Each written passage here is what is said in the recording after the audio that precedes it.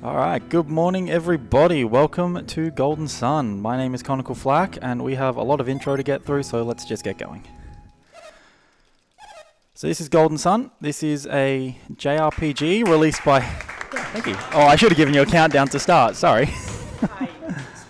Yeah. This is a JRPG released by Camelot, or developed by Camelot Studios, released for the Game Boy Advance in 2001. And if you're thinking you're an idiot for speedrunning a JRPG that's probably text and RNG heavy, you are exactly right. So the elephant in the room with this run, and the biggest problem with this speedrun, is the intro sequence is about 42 minutes long, of which over 30 minutes of it is just this, text mashing through text. Got to get all the plot out the way early. But we have to do it because this is the no save and quit category, which the whole idea behind no save and quit is to not do RNG manipulation, and right now the rain falling on screen is ticking the RNG every frame at 60 frames per second. So the whole intro sequence acts as a big RNG randomizer, which means we have to do it. But that's fine, plenty of time for us to get to know each other, and of course I mess up the first menu. Love it. Good start. So do you want to introduce yourself? Seeing as we have plenty of time. I'm Ashes.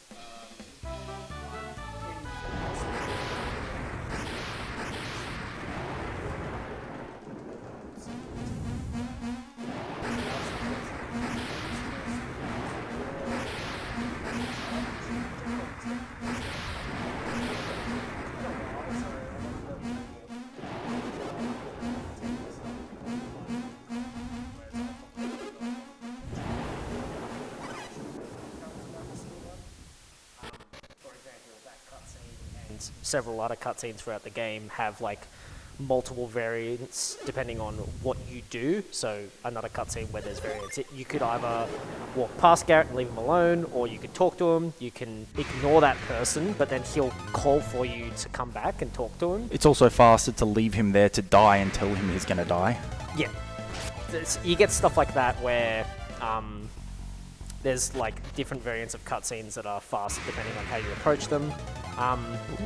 We have no interest in doing these fights as a kit, so we will just run from all of them, and I don't think we're in any remote threat of danger. Not anymore, no.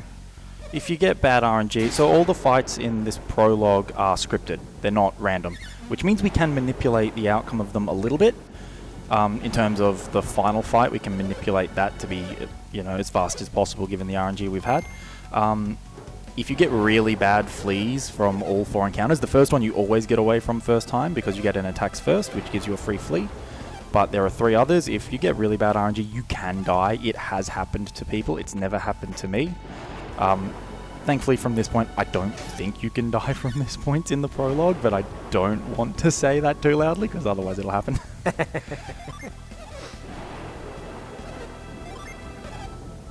Thanks. Oh no, Asti was muted. Yeah, my name is Ashes. I'm one of the head coordinators of AusSpeedruns, and I used to speedrun Golden Sun like 5 years ago at this point. I have a good understanding of like the underlying mechanics of the game, and I was asked to help out with hosting/commentating, and now I'm here.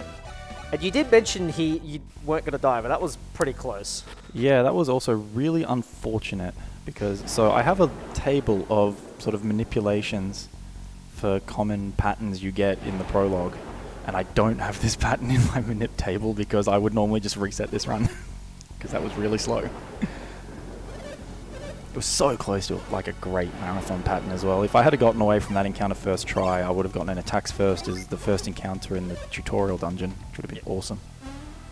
Yeah, this dungeon, this intro is very long with a lot of talking, but there is one tutorial dungeon that you go through, but you blur through it so quickly it's not even worth really commenting on. In the save and quit runs, you basically skip the whole thing as well. Yeah, which is why in most save and quit runs these days we don't actually do the intro. We have sort of a community rule that we can skip the intro and just add 38 minutes to the timer, because otherwise it takes the one bit of not mashing and skips it, which is even less fun. But that's fine, we like the plot, don't we? It's a good plot. It is a great plot. So the game takes place in the world of Wayard, And in Wayard, there is sort of a natural force called alchemy that humans can kind of sort of manipulate to essentially do magic. But as people like to do, they misused the powers of alchemy, and so they sealed it away so as not to destroy themselves. And the keys to unleashing alchemy were hidden. Over time, everyone kind of forgot about it, and the only people who can still do the magic of the world, which is called synergy, sort of live in sort of these places of power, of which this town Vale is one of them. Vale sits on the sacred mountain, Mount Aleph, and everyone here can do synergy. So the game starts, we've woken up in the morning to a huge storm and that giant boulder about to fall because there's this massive storm that no one really knows where it's come from, has hit only Vale. And a bunch of people just died, including our dad and also Felix, who is definitely dead and won't be making an appearance later. And Jaina's parents. And Jenna's parents as well, definitely also dead. And we got ominous bad guy 1 and 2. So these are the bad guys. So I was hoping to be able to still be able to manipulate this fight and the actions they do. Unfortunately, I can't, so I'm going to have to YOLO it and hope I don't die. That would be bad. Hope nothing bad happens here. It'll be fine. Yeah, Just what a could bunch of kids. What could possibly go wrong? It's just a bunch of kids. They won't do anything bad to you Against guys. the main antagonists? Yeah, nothing bad's going to happen here. Let's just try and run away. Oh, crap, I can't run away. Oh, no. Oh, that's not good. Ow, that hurt. Oh, wait, no, that was intended. Never mind. You're supposed to lose that fight. When I was a kid first playing this game, I had no idea you were supposed to lose that fight, and I kept resetting. Well, I think silly. even if you, game cheat the fight and beat them, you just end up unconscious anyway. So... I don't think it's not actually possible to beat them, is it? I thought they had a mechanic where they basically just have infinite HP. Or can you actually beat them? No, I'm pretty sure you could. Oh, that's cool. Like if you cheat the game so you have infinite HP. Oh, there you go. I'm learning things. You can beat them, but then you're just unconscious on the floor anyway. They still beat you. So that was 3 years ago. So now we're at the present day of the game's plot. We're adults now. 3 years later, Isaac's still trying to fix the roof. Yeah, it was a hell of a storm. It was a big storm, yeah. They've been living without a roof for 3 years.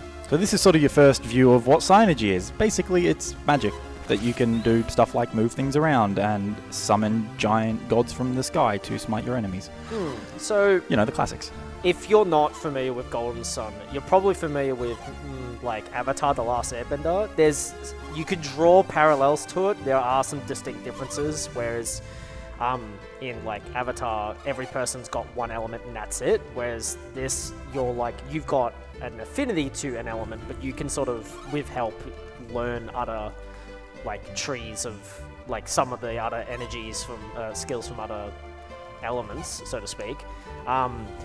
People who can't use this energy, unless they have an item that gives them the ability to do so, they can't actually see people doing these things. So that big hand that pushed that log, they would just see the log move without any indication other than Garrett sitting there with his eyes closed and putting his hand out, but away from the log. So that comes up in the game as story information, but basically people who don't have the power to use this energy can't see any of that. So they would see just the hay floating. They wouldn't see Isaac glowing or anything like that.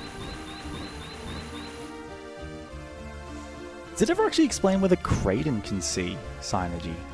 I don't think about it because he can't use it, but can he actually see it, or does he just see the effects? I assume he can, and he probably has a cloak wall or something similar, because that's how Babai can see you using magic in Colosso, is that he holds the cloak wall while you're fighting. So if you're confused about who these people are we're talking about, don't worry, we will meet them.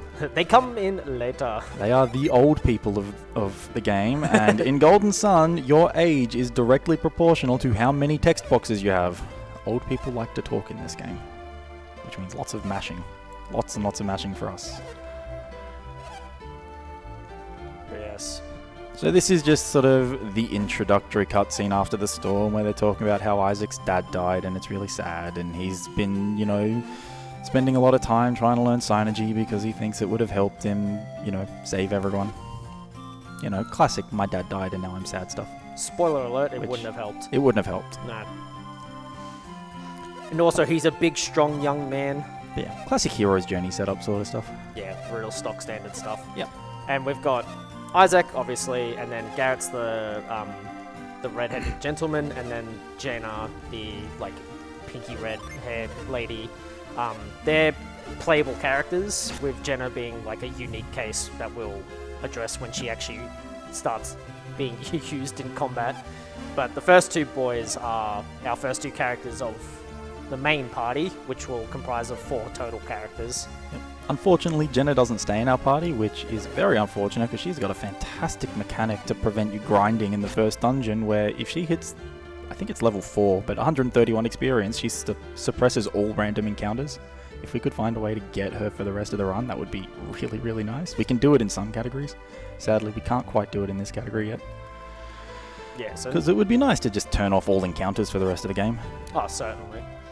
No save and quit restricts the amount of fun stuff you can do, because there's a lot of really fun stuff you can do. But we will still do a lot of either interesting or technical, as well as a few glitches throughout this run. So you won't miss out on everything. It's just the save and quit permitted categories are much more fancy. Alright, so finally we get control again. Gameplay! 3 years later cutscene, which is the best cutscene in the game, by the way, because of some of the other categories where you can do shenanigans with that cutscene. But we don't get to do any fun stuff like that in No Save and Quit, but plenty of good glitches still to come. So gameplay, run around, and gameplay's over.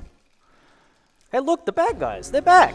3 years later to get revenge for killing you? Question mark? Yeah. Of course they don't remember who we are. Ah. It wasn't like an iconic night or anything like that. No, of course not. No. So there was another day in the life of... There's not much we can do to sort of save time here other than sort of movement optimization. Little things like Isaac, when you enter a cutscene trigger, will always walk to his final position instead of run. So we do sort of small things like try and activate cutscenes as close to Isaac's final position as possible, because we don't really have any other way to save time here other than do little tiny things like that. And if memory serves, almost every single cutscene, if you're presented with a yes-no choice, the yes is the faster option. Almost every single cutscene, yeah. There are a few. The Colosso ones are the classic example, where if you say yes, you get a tutorial, and if you say no, you can skip the tutorial. Yeah. But for the most part, yeah, saying yes is either faster or the same time as no. So we just mash A because it's easier than mashing B sometimes. Yeah. So this is Creighton. He's sort of a scholar. He's not from Vale. He's from the city of Tolby, and he is basically a scholar of alchemy. So he knows all about Psynergy, he knows all about alchemy, and he's here in Vale because Vale is a place of power and he wants to know more about what's going on. And he kind of has a sneaking suspicion that the keys to alchemy are located in Vale somewhere on Sol Sanctum, which is what the antagonists are also after. And they've shown up and had a chat with Creighton saying, hey, you know, Sol Sanctum's more important than people around here realize. We've been deeper into Sol Sanctum, but we can't quite figure it out. Hint, hint, nudge, nudge. Can and now Creighton us? decides to convince a bunch of teenagers to break into a sanctum they're not allowed to be in and try and rob it, because he's a great role model. It's like he basically, if memory serves, he basically thinks that they're going to break in anyway, so he's like, let's beat them to the chase and steal the whatever inside before they get to it. Which sounds just about as intelligent as you think it is. Like, it has those good intentions, but yeah, dragging a bunch of teenagers to do so is not the wisest of decisions. We're about to meet the world's greatest security guard, by the way. Oh, yeah. This guy here, he's the security guard to stop people sneaking up into Sol Sanctum. He catches us sneaking up and immediately turns his back. Good job, mate. Yep. Keep living your best life. As with all good RPGs, talking to characters is like an integral part of the game's like storyline, and also how you get the most out of the experience. And the game expects you to like basically talk to everyone you come across, which becomes important from like story trigger points of view, but we skip as much of that as we humanly can. Also, this is where the RNG starts, so I can start taking random encounters from this room. This is actually really good RNG. And a CBS, awesome. Caught by surprise. I had to say it, didn't I? So you can get caught by surprise and get attacks first as battle actions in this game. Attacks first are great because you can run away for free and it works every time. Especially late game when we're trying to fight encounters, and encounters on average take about 30 seconds. If you can save those 30 seconds by getting in attacks first, it's awesome. On the flip side, you can also get caught by surprise, where the random encounter gets a free action at you, and if that happens in the late game, you pretty much die and the run ends. So that's not so good. And that is also Golden Sun menuing right there. The menus in this game are so amazingly responsive. You can essentially do like frame perfect of like every frame inputs in the menus and they'll just work. It's awesome. Yeah, you can, and towards the back end you have to do a lot of complex menuing, because particularly in the like RNG manipulation speedruns. So when you watch the top end speedrunning of RNG manipulation, they just blur through menus at super high speeds, and then they're like, and now I've set up the run so that way the boss will do this, this, and this. Pretty much. So taking that encounter just before that door is actually really nice, because when I get into the next room, there's a new enemy you can get, slimes, which are at a slightly higher level, which means you have a slightly lower flee chance. So taking that encounter there means I don't likely am going to get one fewer encounter in the next sort of part of the dungeon. Screen's just saying how he's been to this room tons of times, and those two weird people who he was talking to says there's a hidden passage, and I don't know how he didn't find it, because there's all these dotted lines around that just definitely move that. And look, we found the hidden passage to get deeper into Soul Sanctum. You don't even need synergy. You can just push the block. You can block. just push the wall, yeah. Just push it out of the way. Oh, another attacks first. So I'm going to donate $5 for every attacks first I get. That's number 2. Yeah, chat, can you help us keep track of that? I'm going to count the first one as well, even though it's a guaranteed attacks first, because when you hard reset, you get a guaranteed attacks first. Are you going to count the weird sleep stun thing? No, because it's not really in attacks first, because... Yeah. And it doesn't always happen. You don't always get them. That's very much a flex play. Ooh, am I going to get there? No. Slime! So 4 encounters in this room is okay. That's about average. Could have been better. So this is where you do actually need synergy. The only puzzle in this entire dungeon, the tutorial dungeon, where you actually need synergy to get past. So in the chest I picked up a jewel, and that jewel you put in the Minotaur's eye here. And it solves the puzzle, and now I get to go find the door. So I already know where the door is. And I took that the last encounter pretty late in that room, so there's a chance I get all the way to the next cutscene without taking an encounter, which would actually be really nice. This would be a pretty good Soul Sanctum if I got there. Fingers crossed. Ooh, we're close. I didn't make it. And you get creepers in this room. These guys are higher level still. This is still a pretty good Soul Sanctum, to be honest. This start's been not too bad. So I'm kind of known in the community for getting just unreasonably fast early games. We have a sort of a pivotal split at about the 1 hour 20 mark, where we fight Saturos. For a long time, there was a lot of people were trying to grind to do a 1 hour 17-minute Saturos split. I think Blueser was the first one to do it. He's done it once. We know there's a runner called Ollie who only runs offline, so we only see his PB, so we know he's done it at least once. Plexer, who is sort of the god of Golden Sun, Golden Sun speedrunning exists because of Plexer. I don't think he's ever managed to do it. I've done it like 6 times, because I just get unreasonably fast early games, and then my mid games are terrible. That's usually how speedrunning works. Yeah, right? And, it's nice getting super fast Saturos times, but it really doesn't matter, because, you're 30... Oh, great, I'm 30 seconds ahead of PB in, the early game, but that's like 1 attacks first in Venus Lighthouse, so it really doesn't matter how good your early game is in this run. Worst is, like, disappointingly shaking his head over on the side. Sorry, Worster. And now we get to solve the most difficult puzzle in the game. Yeah, so this is the puzzle that that Saturos and Minardi, the antagonists, solved wrong to cause the storm. Because they didn't figure out that, hey, if I push these other statues off the side that don't look like they're doing anything, you can actually... Oh, wait, I'm silly. I didn't go use move. It's fine. They didn't make this hole and drop the thing in to solve the easiest puzzle in the game. And as a result, they caused a giant storm. And even if, like, you as a casual player push one of the other statues in the room before doing this, like, it starts the trap, but then you undo it through a cutscene, and then you're basically told not to do it. And every time you try to do it since, Kraden comes in and is like, wait, don't do that. Yeah, so basically if you don't push the big statue in the hole first, you get like lots of lightning happening here, and Kraden freaks out and comes and says, no, stop what you're doing.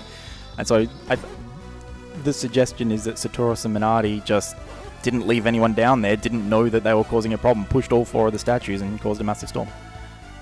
Where we solved a very easy puzzle to prevent that, and now we get to go and find the secrets of Sol Sanctum. The secrets of all alchemy. And also one of the best tracks in the entire game. The soundtrack for this game overall is just phenomenal. This is one of the best game soundtracks I have ever heard. How they got this soundtrack on a GBA sound card is beyond me. And then he went on to do the same thing for a Mario Tennis game. So if you've played a Mario Tennis game on the Game Boy Advance and gone, this sounds kind of similar, it's because it's the same dude that did it. So Camelot, after making a whole bunch of fantastic RPGs, including the Golden Sun series, the Shining Force series, like just awesome what they do, they now make most of the Mario sports games, which are, don't get me wrong, good games, but please make Golden Sun 4. We really want Golden Sun 4. Yeah, that'd be nice. Golden Sun 3 ended on a cliffhanger.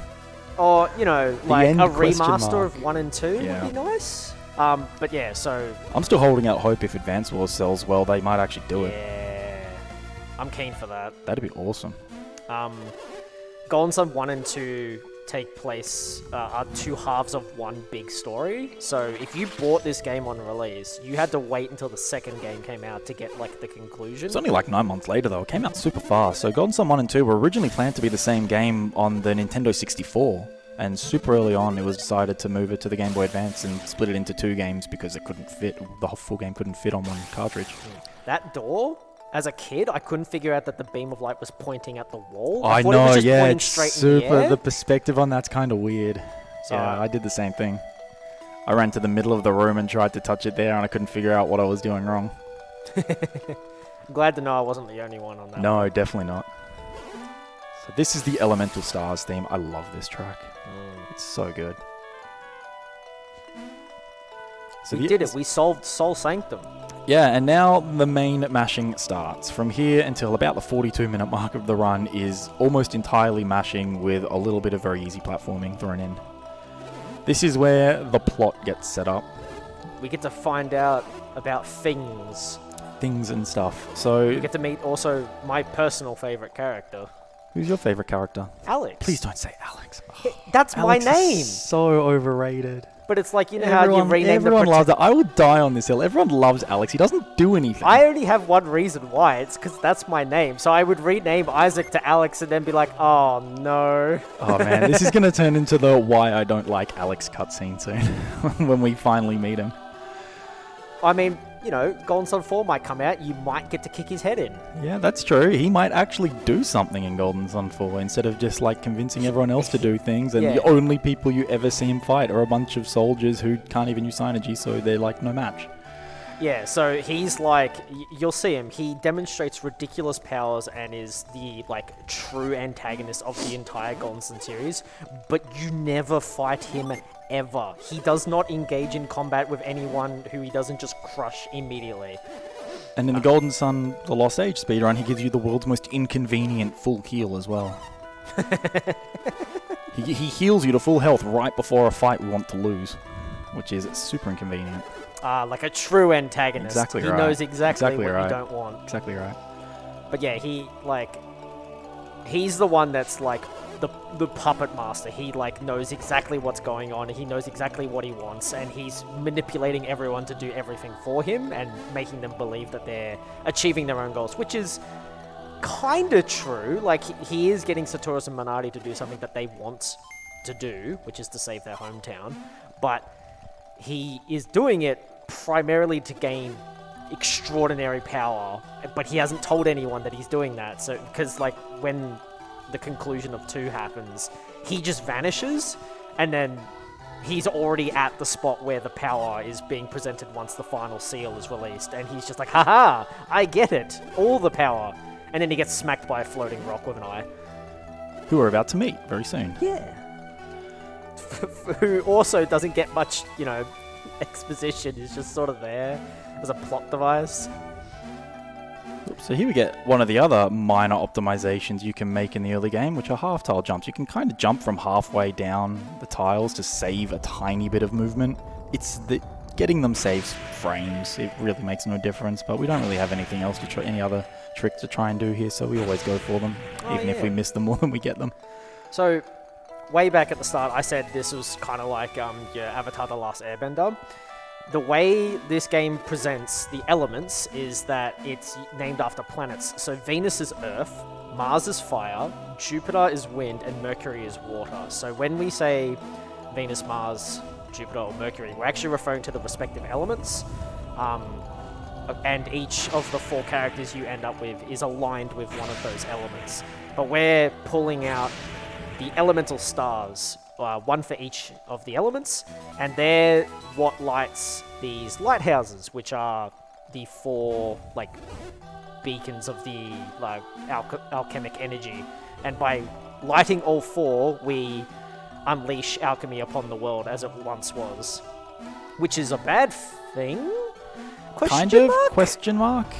We're led to believe in this game it's a bad thing, but maybe it's not. Who knows? You'll have to play Golden Sun 2 to find out. And I've noticed that you've moved into a different spot for the statue because a cutscene's about to occur, and you're going to be walked to that next spot as you. Yeah, so like I was saying earlier, Isaac, you'll see he walks super slowly to his cutscene trigger, so you can run directly left and press up to get to the Jupiter star, but if you go down just a little bit and then up and you touch or get the trigger for the Jupiter star as low as possible, you save a couple of frames of walking. It's not that much, but it's super easy to do, so everyone does it. I like him, he's like, oh no, they spotted us. Yeah, oh no, they spotted us, even though we're standing in the spot that they're going to have to run directly past to get to the last elemental star. Well, the reason they noticed initially is because Kraden didn't say anything once they grabbed the 3rd one, and he's been saying it ever since. Who's this masked stranger? Oh, they've introduced a masked stranger. Maybe we're not going to find out who it is until very late in the game. Oh, and then it'll be a big reveal. Yeah, because that would be a really cool way to do it, yeah? Yeah, it would be great. You know, I'm being very mean to this game. I love this game. I think the story in this game is actually fantastic. But when you've watched this intro a couple of 100 times, it's it's easily one of my favorite games. Oh, this and The Lost Age are easily my favorite games ever made. I mean, even before I started speedrunning Golden Sun, I used to replay the entire series once a year, and I have done for the last 20 years. Yeah, I would go through this and The Lost Age every few years as a kid. Not Dark Dawn so much. Dark Dawn's a fine game. So Dark Dawn is the Golden Sun 3. It's okay. It's not as good as Golden Sun 1 and 2. If you play it in isolation, having not played Golden Sun and The Lost Age, most people who do that absolutely love Dark Dawn, but compared to these two, it's not quite as good, but it's still good fun. Yeah, and the speedrun is fantastic these days. Yeah, so it did cop a lot of flack as a result of not being quite the beacons of RPG gameplay that these first 2 were. And it has points of no return, which is just never a good idea. That is my one and only complaint with Dark Dawn, is that it has points of no return. So in Golden Sun 1 and 2, you can go pretty much all the way to the final boss and then be like, bye, and turn around and go all the way back to anywhere you've been before and pick up just about everything that you've missed, with some very minor, non-important exceptions. Sorry to interject. We actually found a optimization recently in this cutscene. If you set Garrett to slot 1 in your party menu, the action where he goes and takes the elemental stars off Isaac doesn't happen. Oh, because Camelot was smart enough to program into the game that no, when you pick up the stars, they would automatically go to Garrett, so you don't have to do it. So you save like 2 seconds to do that, but no one does it because it messes with all our muscle memory. I'm both surprised and not surprised, because they always have these cutscene variants that you might not think about. So that's Alex, by the way. Yeah, that's Alex. He's the guy who can just float about and fly around and teleport, yet he still makes us go do all of the work to get the last elemental star. Because he's lazy and he doesn't do anything. And I don't like him. It's he's about to leave without getting the last elemental star after the next cutscene because he thinks he's going to die if he gets it. But it's like, you can teleport, man. What are you doing? Yeah. To go back to the point of no return comments. Yeah, sorry about that. No, that's alright. You can... So, in this game, there are creatures that we will come across called Jinn. They're very important. Extremely important. And you can collect, in this game, 7 of each element.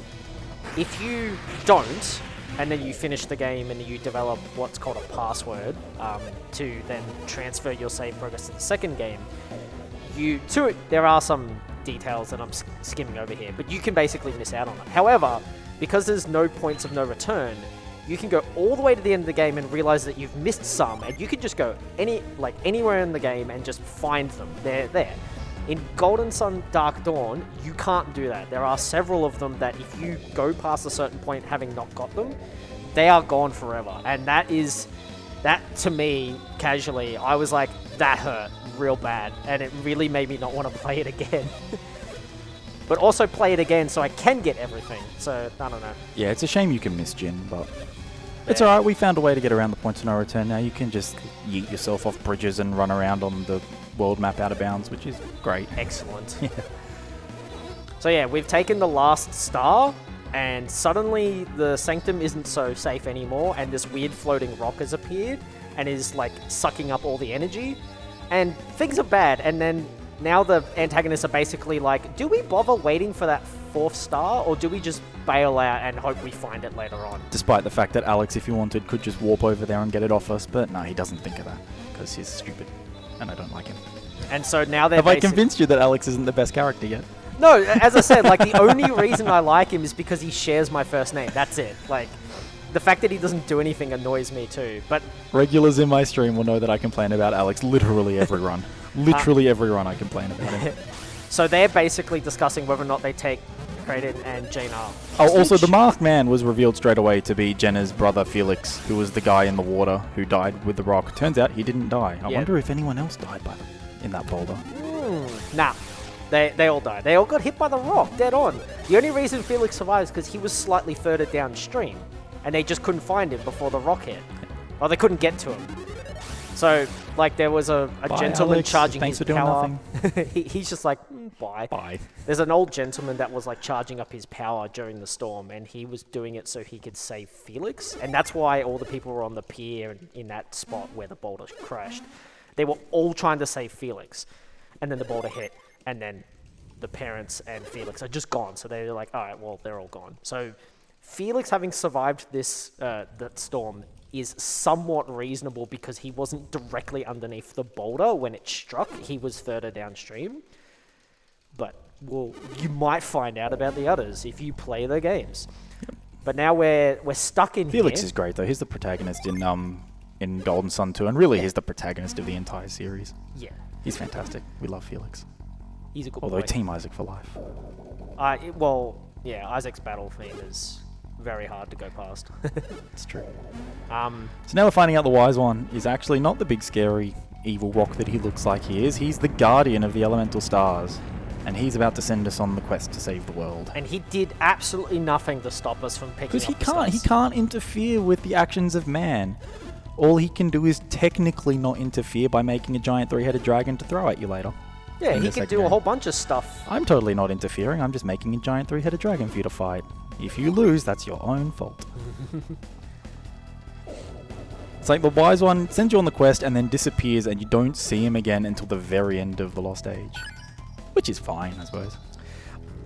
You probably actually remember, what did he just do to the star? Because he only does it to that star, and it's a major plot point. Becomes a major plot point at the end of the Lost Age when all 4 lighthouses for the second game, right? Is how you kind of know they were designed to be one game originally, because they have all these sort of plot points very early in this game that carry through to the very end.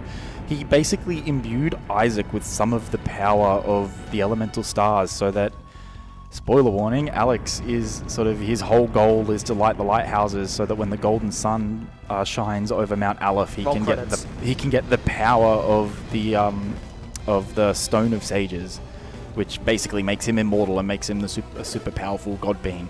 But the Wise One kind of knows that's what he's trying to do, so he imbued Isaac with some of the power of the Mars star so that Alex couldn't get the full power of the golden sun. Also, I finally get to have some more gameplay. Gameplay! Awesome. Except gameplay. it won't be very useful. Very difficult gameplay. I have to press buttons. Isn't that what all gameplay is when you think about it? Not if you're playing on a Wii. So, with this game, some of the synergy you use can be used in the overworld, like Move, for example. Isaac has a ability called Retreat. He's the only one that has it, with Felix being the protagonist. The second game that has it. You can think of it as like the escape route from Pokemon. It's like it just takes you to the start of the dungeon. Remember Retreat. Retreat is going to be very important later. Yes. We like Retreat. There's a reason I put Retreat on a hotkey. Yeah. You can hotkey some utility synergy to R, L, or R. We basically keep Retreat on a hotkey for the entire run because Retreat is fantastic. Yeah, and having those shortcut synergies is very useful for a bunch of other reasons. Yep. So I think this is the longest cutscene in the game now that I started. It's basically this cutscene gets us to the end of the intro. So do we have any donations while the cutscenes are playing? Not at the moment. I've been hoping for some donations. I've been very impressed you've made it to 35 minutes during this intro, honestly, before throwing to me. But I wanted to remind everybody that you're watching ASM2022, and we're AusSpeedruns, who do speedrun events just like these to raise money for charity. And in this event, we've already raised over $20,000 for Cure Cancer's Game on Cancer initiative. And they're a charity which funds early career cancer researchers, and they're working across all areas of cancer research. So if you'd like to donate, the place to go to is donate.ausspeedruns.com. Please donate for Game on Cancer. So I actually am an early career cancer researcher, so I know just how important charities like Game on Cancer are to getting sort of research done. So please donate. Also, there's a lot of cutscenes, and as you say, we've done well to get to 35 minutes without throwing to you, but there's a lot more cutscene to come. Almost over an hour of this run is cutscene mashing, so please have donations so that we can make Worse to Talk a bit so we don't have to talk forever. Well, this is also the point where you can do the bad ending of the game, where you get basically you get asked, will you go on this great quest? And you could just say say no, yeah, and leave, and then the game just ends. It fades to black and says something like, and so the world drifted towards its inevitable destruction or something, and the game just ends. Which is silly once you find, it's weird when you find out what happened with the second game, because it's one of those classic, were we the bad guys the whole time kind of deal? I tried to rally the community for April 1st to do bad ending % runs, but understandably nobody wanted to mash for like 38 minutes just to say no and reset and start again. So I couldn't get anyone on board with that, unfortunately. Truly the best category. It is the best category. Bad ending %'s great. I think Bowie the Hero, has run a lot of Camelot games. He absolutely loves Camelot. I think he's done some bad ending % runs before, just for fun. He's the biggest Camelot fan he is on the planet. Oh, he's fantastic. If you want to know something about a Camelot game, Bowie knows it. He's great. We love you, Bowie. Please come back and run Golden Sun some more.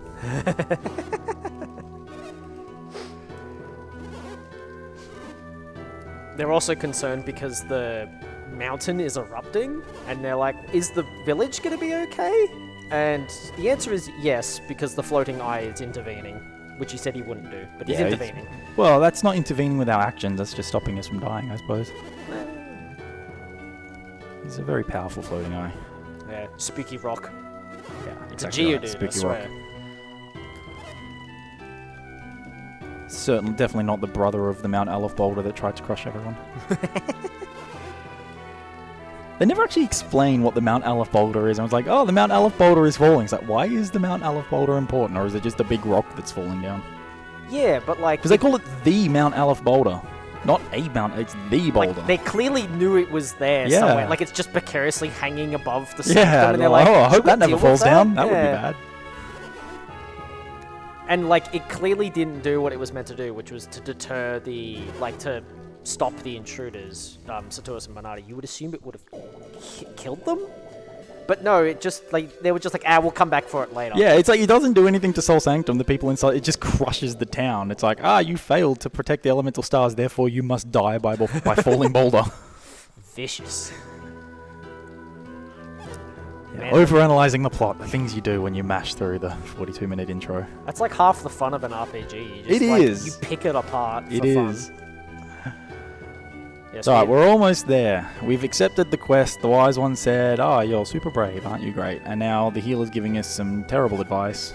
Well, actually, it's good advice, but it's not much advice, which is to find the Jinn. Do you want to explain Jinn, seeing as we're about to meet our first one very soon? Certainly. So Jinn are these little elemental creatures that each of them are aligned to one of the 4 elements.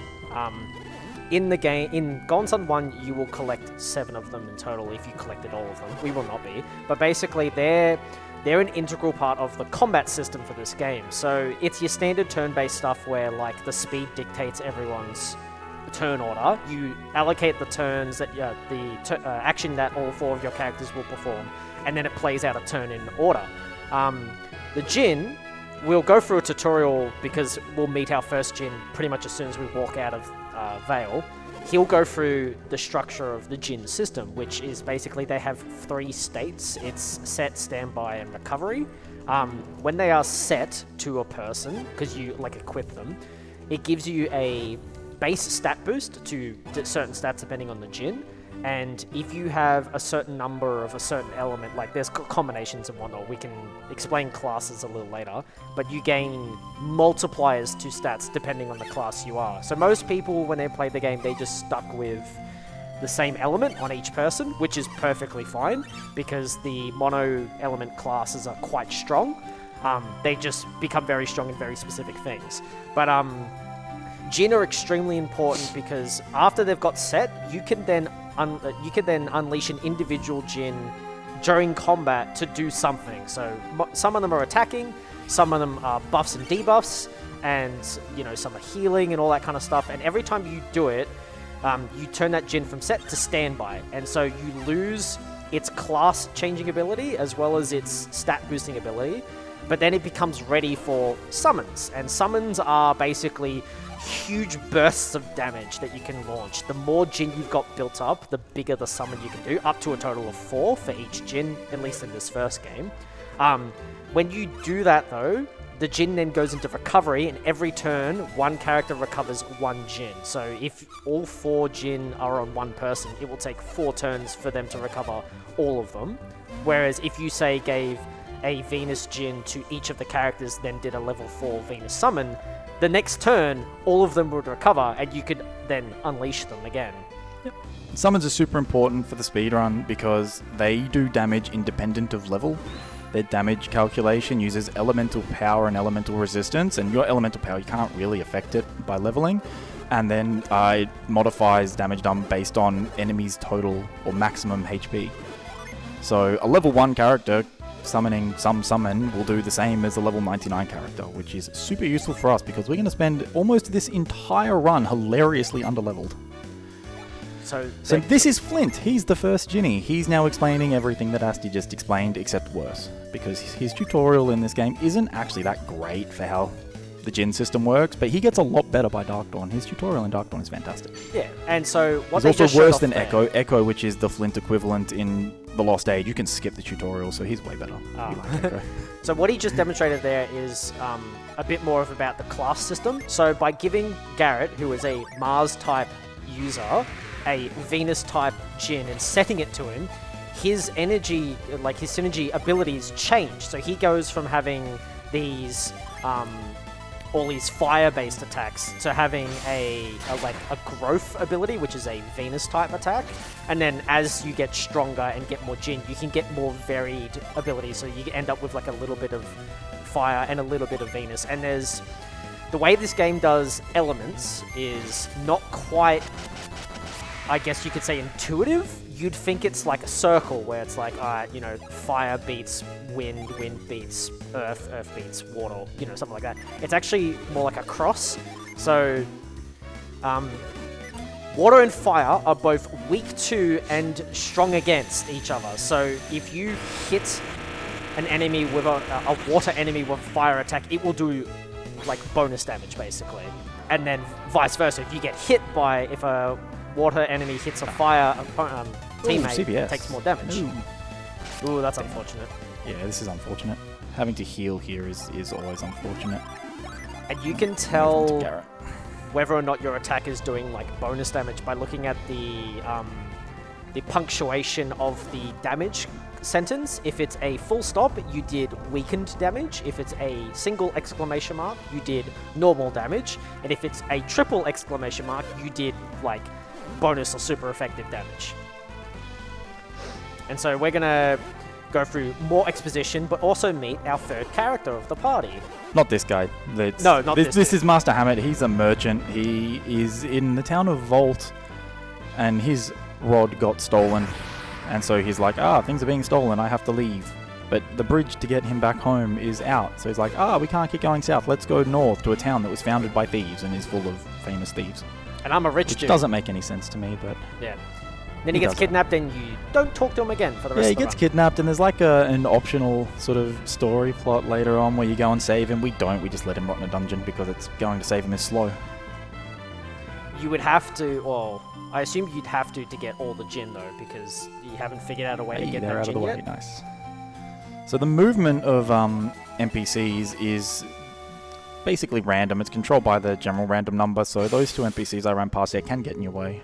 It's nice when they don't, though. So this is Ivan. He is a Jupiter adept. So an adept is... I don't think we explained that. Adept is someone who can use synergy. He is a Jupiter adept. Jupiter adepts have this fantastic ability to read minds, which is another thing unique. I think it's fairly unique to Golden Sun, where every NPC basically has two sets of dialogue. There's the dialogue that they have when you just talk to them, and then you can read their mind to get another, essentially a different dialogue with them. And the game expects that you would basically talk to and mind read just about everyone you come across. And the game is right. I always do that when I always did that when I played this casually. And you can learn lots of great stuff. Like you get a lot of sort of here's where you should be going to advance the plot kind of stuff by mind reading. It's how you gain direction in the game, and it's also in some very rare instances how you advance the actual storyline. Otherwise, you're stuck.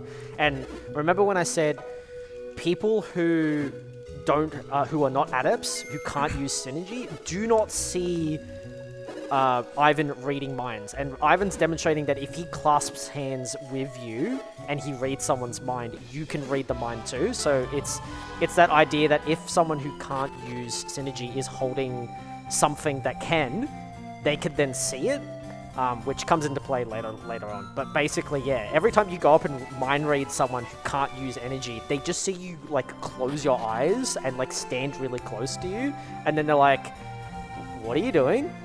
Which is what we're gonna do to these guys, because they're bad guys. It's basically the Master Hammett's rod got stolen because of Ivan, and so he got left behind in order to find it. So we're helping him find the shaman's rod. So if you try to, you think the thieves are bad, and you're like, I'm going to go mind read them, but if you try to chase them before leaving, they run away from you. So then you come up with this excellent idea of, let's capture them between Ivan and you. Oh, this is bad. I overmashed. I might be able to... I tried to get him in the corner and I failed. Okay, we got him now. I overmashed and hit A and they got away from me. That was terrible. So Ivan just does a loop of the room. If you move immediately, you can catch one of them behind the bed. I'm pretty sure you can also catch both of them. And if you catch both of them at the same time, Ivan just mind reads the closest one. You can also wedge them into the top right corner, because the logic that the game uses as to have you caught them is, do they have any ability to move anywhere? And so if you wedge them into the top right corner, the answer is no. And so Ivan just mind reads them from across the room. Which is hilarious. I had a crack at doing it there when it got out of control, but I missed. I've seen that once before, It looks Unfortunately, their movement pattern is essentially random, so we can't control it, so you can't really set it up consistently, otherwise I would. It's funny. Yeah. So we basically found out where they hid all of the stolen stuff, because we read their minds quite unfairly. And we've come into the attic of the inn to find it.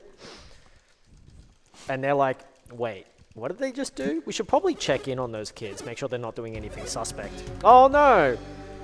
They're stealing our stolen stuff. So this is the really the first fight of the game. First time we get to show off Golden Sun's fantastic battle menuing. Its battle menus are just as good as its Overworld menus. So we have a technique for menuing very, very fast in battles called menu gliding.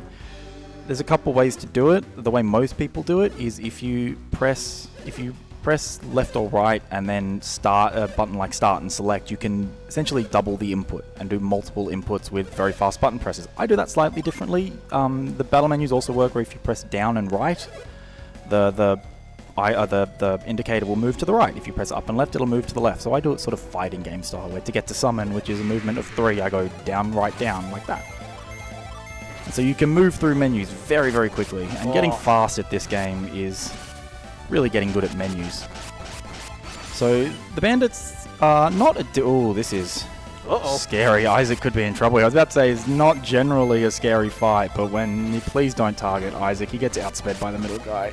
Oh, don't hit Isaac. Okay, we're fine.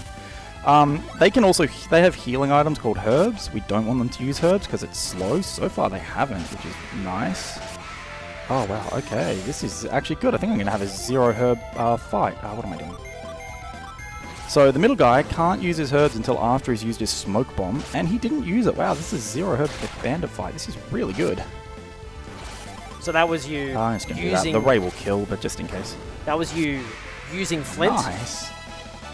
Yeah, so you saw both uses of Jin. So the first use was I summoned Venus because I went into the fight with Jin with Flint set to standby, so I can immediately summon a Venus. He then recovered after 1 turn, and I used his essentially unique battle ability, which does damage proportional to the user's attack stat, which then put him back onto standby. So Flint is now on standby. And the great thing about the Jin system is you can use a Jin's battle ability, which puts him onto standby, and then summon that Jin by a slower character on the same turn, which is awesome. So if you're very clued into the speed stats of your characters, you can basically structure it where you can cycle a singular Jin just constantly if you're particularly interested in their ability, or if you're really just interested in smashing out their summon, because only the person who has the Jin equipped can change it from set to standby by unleashing it, but anyone can use the summon once it's set up. It becomes like a communal pool of power that anyone in the party can unleash at any point in time. And Jin stack as well, so I used a single Jin summon, Venus, but if I had 2 Venus Jin on standby, I'd have access to the level 2 Venus summon, which is Ramses, and then there's a level 3 summon and a level 4 summon, and they do more and more damage each time you have more Jin on standby, which is why we are going to collect 4 of every Jin plus 2 other ones that are super useful, so that we have access to all 4 tier 4 summons. And having 4 Jin of a specific element also unlocks certain special energy synergy abilities, like Wish and Revive, which are very powerful. Well, I mean, we don't get Revive. we don't get to a high enough level for Revive. Yeah, so if you have both the level and the number of Jin, you can unlock these like bonus powers. So there's benefits to having all of your Jin just set and not using them, but the summon concept is designed so that way there's that risk reward, because as you use Jin, you lose the class multiplier and the base stat boost, so your characters become weaker and weaker as you do it, but then the summon is just a huge burst of power and damage. So a lot of people playing this casually probably did something what's referred to as summon rushing, where you start the fight with all of your Jin set to standby, and your first turn is to just unleash as much summon damage as you can off the start, and hope that your Jin come back before your characters get murdered by the opposition. I mean, to be fair to casual players, though, that's pretty much what we do in the speedrun. Yeah, like it's just in a more calculated way. It's such a good strategy that we use in the speedrun. And as I said earlier, it works because summon damage is proportional to enemies' total HP. So, you know, the more HP the enemy has, the more damage your summons do. So they just become super, super powerful against bosses. And you can, so later in the game when we get more and more Jin, you can actually do some complex combinations. So you end up with like duo element classes and trio element classes that like give you access to really unique synergies, which are very cool to play with from a casual level. You won't see any of that here because we do a little bit, but like not duo so stuff. Much. Yeah, we do a little bit just for stats at various points. Okay, yeah. So the stat boosting stuff is really important. Are you picking up a... So we come here, we pick up a Water of Life. A Water of Life is kind of like a Phoenix Down in that it is a revive item, although unlike a Phoenix Down, Water of Lives are super rare. You don't actually get that many. We're only going to get 3 for the entire run. We're not getting this one for safety. We're actually going to sell it so that we can buy stuff. So it's possible to get all the way to the next dungeon only taking 1 encounter, but I'm pretty sure they patched out single encounter to Goma Cave recently because I never seem to get them anymore. And of course, as I say that, I get it. Yay! Thank you, RNG. It's just We saving pray to up for RNGs later. us a lot in this run. This is a very RNG heavy run. All of the encounters, all of the flee rates and encounters, what enemies use, it's all RNG. We have no control over it in this category. So in RNG manipulation categories, you're like carefully monitoring everything that you do, from like actions to how long you spend in towns to what things you're doing, and it causes very specific things to occur. In this like category, you're basically adapting to things as they happen, and it's about really quick on the fly adjustments. Yeah. So we know like exactly how the RNG works in these games. We know what actions tick the RNG and by how much, and we can manipulate it essentially perfectly. And it's super useful that soft resetting the game resets one of the random numbers back to 0, and hard resetting the game sets both of them back to 0. So we can control RNG precisely, which is why this is a no save and quit category. But being a marathon, we have a gentleman's agreement within the community that because the game can just decide to murder you for no reason because it's in a bad mood, we allow safety saves so long as we only soft reset, which will give us control of the general random number, but not the battle random number. So we still don't know what enemies are going to do to us, but it would theoretically be possible to RNG manipulate in some circumstances, but no one's routed it because that would be me. Like, why are we going to RNG manipulate in a marathon? It goes against the whole point of the category. So now we have Ivan permanently. He left us for a little bit. He couldn't get into Lumpa to save Master Hammett, so he came back to join us to go save the world instead. Which is good decision, Ivan. Fair trade-off. Ivan's great in that he is super fast. Oh, that's super early, but it's a good encounter. Super fast. He outspeeds pretty much everything for most of the run. He's but also really powerful. He's really powerful, but he is made out of wet tissue paper blowing in the breeze. He is super squishy. Oh, it's agility 3. Oh, no, that was on Garrett. I think we're fine for agility. Yeah. So I want to take one decent experience encounter in this cave, because I would very much want to get everyone to level 3. And you miss getting Isaac to level 3 off the bandits fight by like 1 experience, which is really frustrating. So we have to take an encounter here, and we take a good experience encounter to get Garrett there too. And we do that because we're about to see a Mars Djinn in the top right there. We have to fight him in order to collect him. So you have to battle some Djinn. And they tend to be quite powerful. They're more powerful than the random encounters in an area. The first one, because we're kind of only a little bit under-leveled, is... oh, this is dangerous if I don't get away. Can be... the first one is a 3-turn fight, and they can run away, which is really annoying. They like to run away. Oh, this is scary. Don't hit Isaac. Please get away. Please get away. Oh, no. Oh, this is bad. Triple fails are really unlikely. Please don't hit Isaac. Oh, now we have to go all the way back to Vault. This is really slow. All right, we're losing a lot of time here now. Nah, it's fine. That's my fault. I should have healed him. You were talking smack about the game, and it's... I know. I heard you. You don't expect to get a triple fail in Goma Cave like that. As a weird side thing, sucks. whenever Isaac's standing still, he'll be like hunched over because he's downed. But other characters don't do that. That's disappointing. Yeah. So we have to run all the way back to Vault now to revive Isaac. We're going to take another encounter. That sucks. This is a huge time loss. Oh well. That's how it is. My fault. I should have healed him. Now's No reason to be playing risky. And of course I get the double encounter on the way back.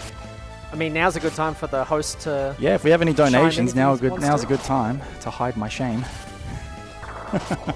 Okay, so still no donations, but I did want to mention to people that we still have a couple of donation incentives or challenges to come up throughout the rest of this marathon. So the next one is for the next run after this one, which is for Time Crisis 3. So that's the category selection, and currently Alan is ahead of Wesley on 110. And then the last one for the marathon is the TAS showcase of Sonic 1 for the Master System, which I really want to see getting that, and that still has $288 left. So you naturally recover your signage points by simply walking. Rather than go to the inn and like rest up and get everyone to full stats, we'll just use Isaac's Cure ability to just get everyone back to square one and then carry on as if nothing had happened, because nothing did happen. Yeah, no, I don't know what you're talking about. Nothing happened at all. I didn't unnecessarily play slightly risky and get punished for it at all. the greed. Yeah, well, normally I would never heal in that situation, right? He had 42 HP. He can tank pretty much anything, and that was just really unlucky. He did tank a lot. He did, yeah. He tanked. Oh, he tanked like, what did he take? Like 6 attacks before he went down. That's quite a lot. Yeah, he's very sturdy. Venus is about the Venus is more about like high HP and good defense. Mars is about really strong offense, like manual offense. This encounter is killing me. Jupiter is about speed and synergy power, and then Mercury is about low speed and really high synergy points and HP, I think. You can think of Venus as like the well-rounder. Like his synergy kit is quite diverse. He's got healing and he's got offensive stuff. Garrett's all about obliterating your opponent as quickly as possible. Ivan is somewhat the same, but he also gains access to some buffs. And then Mercury is all about curing. So you got your ply and you got your cure poison and all that kind of stuff. We haven't met Mercury yet, but we will soon. Later. Alright, so we're finally going to do the Forge fight. A little bit later than I would have liked, but that's okay. Forge can be scary. We really want Isaac to outspeed Forge. And I should have been counting agility, but of course I'm silly and I always forget to check agility. We want... Oh, that resets when you leave? I did not know that. Okay. Oh, really? Yeah, I didn't think that reset when you left Goma Cave. Because I thought if it went into the little divot... Oh, attacks first. That's 3. Yay! Yeah, I thought when it went into a divot, it's set there forever, but you can tell I don't die and go back very often here. No, well, I mean... This has not been my best Goma Cave. That's fine. That's alright. Bad Goma Cave means good endgame. If you're going to have a bad split, you want it to be early. Yeah. We're just getting all the bad RNG out of the way now. Well, this wasn't necessarily RNG. That's We're getting all the bad stuff out of the way now. So Yeah. that way it's better later on. Because there's a lot of scary bits that come up. There are a lot of scary bits that happen later. I'm just going to heal. Isaac has so much PP that it doesn't matter. He'll be stocked up by the time you get back to... Yeah, it's almost a bad thing, him having that much PP. We want to drain it eventually. But Yeah. we can do that later. For some shenanigans. Yeah, for when we finally start to finally get to start doing glitchy things, which isn't that far away. Alright. Hopefully this is the last encounter. I might be able to get to Forge. Because I didn't check agility, I might do the safety strats just to be extra safe. Yeah, the Jinn, as was said, they're quite powerful. Oh, are you caught by kidding surprise. me? They're very powerful. I have to run from this. I can't. You can't fight that targeted blast. That's awful. And they like to run away quite frequently. So like you'll think, all right, you'll come in with like all your summons ready to just obliterate it, and it just goes. And then I get the attacks first straight away, making safety strats unnecessary. That's 4 attacks first. Keep count, chat. Yeah. So the safety strat here is Ivan can't take a blast to the face if no, I need to attack there. Can't take a targeted blast if he's taken any damage at all. So if Forge outspeeds Isaac and does damage to Ivan turn 1, he can just die turn 2. So the safety strat is to just heal turn 1 and assume he's going to do damage. Let's do that. And just assume he's going to take damage. But that was unnecessary because I got an attacks first, and so I got a free action against Forge, so Ivan was never in danger. But it's fine. And I outsped anyway, so it wouldn't have mattered. But So now we've collected our first Mars Djinn. Forge is not that useful, unfortunately. No. He's useful because he's a Mars Djinn and we want to collect 4 of them to get access to the tier 4 summon, but other than that, his actual ability is not that useful to us. I think it buffs defense. Yeah, it's which like... defense is kind of an overrated stat in this game. Yeah, so there's like manual attack and manual defense, like physical attack and physical defense. Physical defense is very not helpful because a lot of monsters, like in the later game, do not attack you manually. They just blast you with power, which you need elemental resistance for. So we finally made it through Goma Cave, and now I'm going to do the biggest shop of the run. So first thing, I'm going to sell all of these things that I've picked up, not those ones. We're going to buy some swords for Isaac and Garrett. We're going to buy a bunch of armor for everyone. So I sold the Water of Life. That's why I didn't use the Water of Life to revive Isaac, because we need to sell it here. So we buy some armor, and this is really the only armor we're going to get for the entire run, because again, armor just buffs defense, which isn't that useful to us. But we have to do this in order to get through the Saturos fight, which is kind of the first big boss fight. Now we buy everyone some leather gloves, and everyone becomes much more tanky now, especially Isaac and Garrett. They can pretty much tank anything that the game can throw at us for a little bit, and I shouldn't have said that. Alright, so that's the end of the shop. And now we'll also pick up a gin while we're here. I think I need any of the safety herbs. Isaac's got so much PP, I don't think I need safety herbs. Yeah. So, from a plot perspective, when you come into this town, there's a little weird tree by the entrance. You can actually mind read it and find out that it's a person, and that the person has been cursed into a tree, which is very concerning, as you don't want people turning into trees. You speak to people, you'll speak to the town leader, and he'll tell you that a forest off to the east is causing shenanigans and turning people into trees, and they want you to investigate it. And that's pretty much all they'll ever tell you, because they're very rude like that. And you're kind of given an adventurer's choice. You can either go east and address the problem that they want you to do, and the game really wants you to go do that first, or you can go west and check out what's over there. We will go east, but only for a little bit, and then we will be going west to actually address the game's plot first and foremost. Yeah, so we can go straight to the Mercury Lighthouse, pick up our 4th character, fight Saturos, do all the stuff there, and then come and do all of this afterwards. But we're going to come here first because there is a very important gin located in the town of Colima. So we're going to come this way, not deal with any of the story stuff, leave, and then come back here later. So this cutscene that we're about to experience has 4 variants. It's one for each area, so you can either go here or the town and it triggers the same cutscene. Yep. The town one's slightly longer because Ivan mind reads one of the trees and finds out that it's a person. Yeah, it's this exact cutscene, but with a little additional bit at the start. And both of these cutscenes have an additional variant where it assumes you've actually gone and gotten Maya, and she's in your party, and she's a part of it. She doesn't say too much, but she's there. Yeah, but she does have lines of dialogue, which is how you know Camelot figured people would go straight to the Mercury Lighthouse. Yeah, and the fact that they've got that many different variants is very interesting. This is also a lot of runners' least favorite part of the game, because this is where RNG can just lose you huge amounts of time for nothing. It's basically your encounter steps reset every time you enter a new sort of area. Pretty much any time you have a dialogue box that tells you where you are pop up on screen, your encounter steps have reset. And it's possible to get from Bilibin, the town, into the barricade, into this forest, into the next town, and then all the way back again without ever taking an encounter. And when you get that, you're like, oh my god, yes, that's amazing. But you never get all of the encounter skips.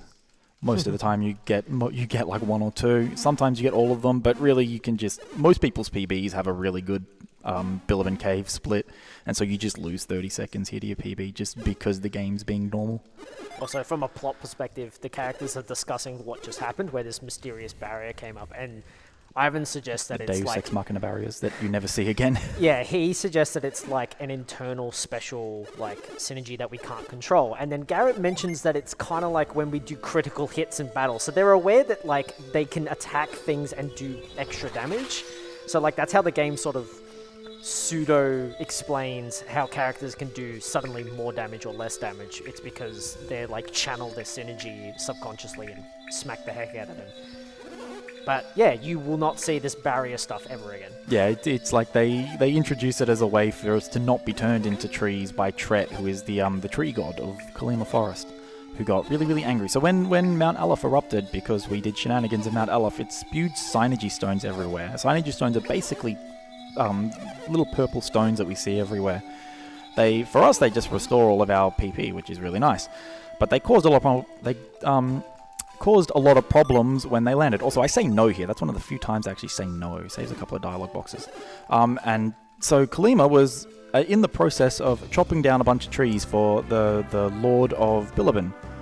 And they had taken their axes to Tret himself, and he got really angry. And then the Synergy stones fell, and he got super angry. And he turned everyone into trees. So the quest is to, reawaken his gentle self, and then he'll turn everyone back into people because they don't want to be trees. And we do that by beating the living daylights out of them. And this basement is awful. So there are encounters in this basement, but you don't take any recovery steps. So if you use your Jinn down here, they never recover, and you never recover PP. So this I don't know what they were thinking with that basement, but it's terrible. And this guy is the whole reason we're doing this now. All of this stuff I'm doing now is slow, right? I don't have to do it. I can come do it later when I'm more powerful and everything's a bit easier. But we do this now, and I'm going to be back here in like half an hour anyway, so you'd think we would just skip all of this and do it when it's more optimal. But Granite his unique ability is that he reduces 50% damage taken. And that is awesome. And he gives us access to the tier 2 Venus summon. So we will make up all of the time that I'm losing now before we even get into the big boss fight. Like it's huge how much faster you can go once you get Granite. Yeah, his ability is incredible because you can... Ooh, nice. Another good encounter skip. You can basically use it to turn fights into nothing. If you wanted to go like the really slow route of just cycling Granite, where every second turn you're taking half as much damage as you would normally take. Oh, that was super messed up because I did safety strats. That's why that menu was weird. There is another Jinn that can do a similar effect later on in the game called Flash, except his is 90% instead of 50%. So you can, at the end of the game, you can just toggle between the two of them and be permanently set to only taking 50% damage from any attack. It's ridiculously powerful. And we've split the Venus Jinn between Isaac and Garrett, which means that we can theoretically attacks first. That's number 5. We can fire off both of them in one turn and then summon, like the level 2 Venus summon. Yeah, and get the level 2 Venus summon, get both of them to recover on the same tick, so I can get recovery of the Jinn super fast. So you can basically just cycle summons forever, which is really, really nice. And that was a really good Billowing Cave exterior. A lot of runners are going to be like, man, how do you get such good BCEs in marathons when we can't even get one when grinding? Alright, so now I'm going to start taking encounters for a little bit. So the whole game is basically a big expected value calculation where we figured out, or Plexa figured out, is it faster in a given area to take a fight or to run away from a fight on average? And here, it is still technically faster to run away from a fight, but we do need to level up at some point in order to be able to beat Saturos. In particular, we need to get Ivan to level 6. So recently we've had a big push to try and figure out exactly how few encounters can we take to get Ivan to level 6. So I'm actually counting the number of enemies I've killed here to try and get Ivan, to try and take the minimum number of encounters, and this will now be enough. So Ivan will now get to level 6 off the last fight before Saturos. I will take one more for safety just because I don't want to miscalculate anything here. But yeah, so I should be good now. I should be able to run away from everything. And I'm going to employ my first safety save because we are really pushing the limits of what you can do with running away from stuff now. We are hilariously underleveled for this part of the game. There are enemies here who can one-shot people just if we get unlucky. Oop, that's not a cure. That's move. So yeah, so I'm going to make a safety save here just because we don't want anything bad to happen. Which it absolutely can. I've lost so many runs to this Overworld Run. There are enemies here called Maulers. That's a Mauler. We don't like them. The bear! Doesn't matter if someone dies here, as long as not everyone dies. Okay, let's do that. Oh, okay, don't have enough healing. That's not good. I should have picked up the safety herbs. Mistakes were made. Get away. Oh, Ivan's gonna die. It's fine.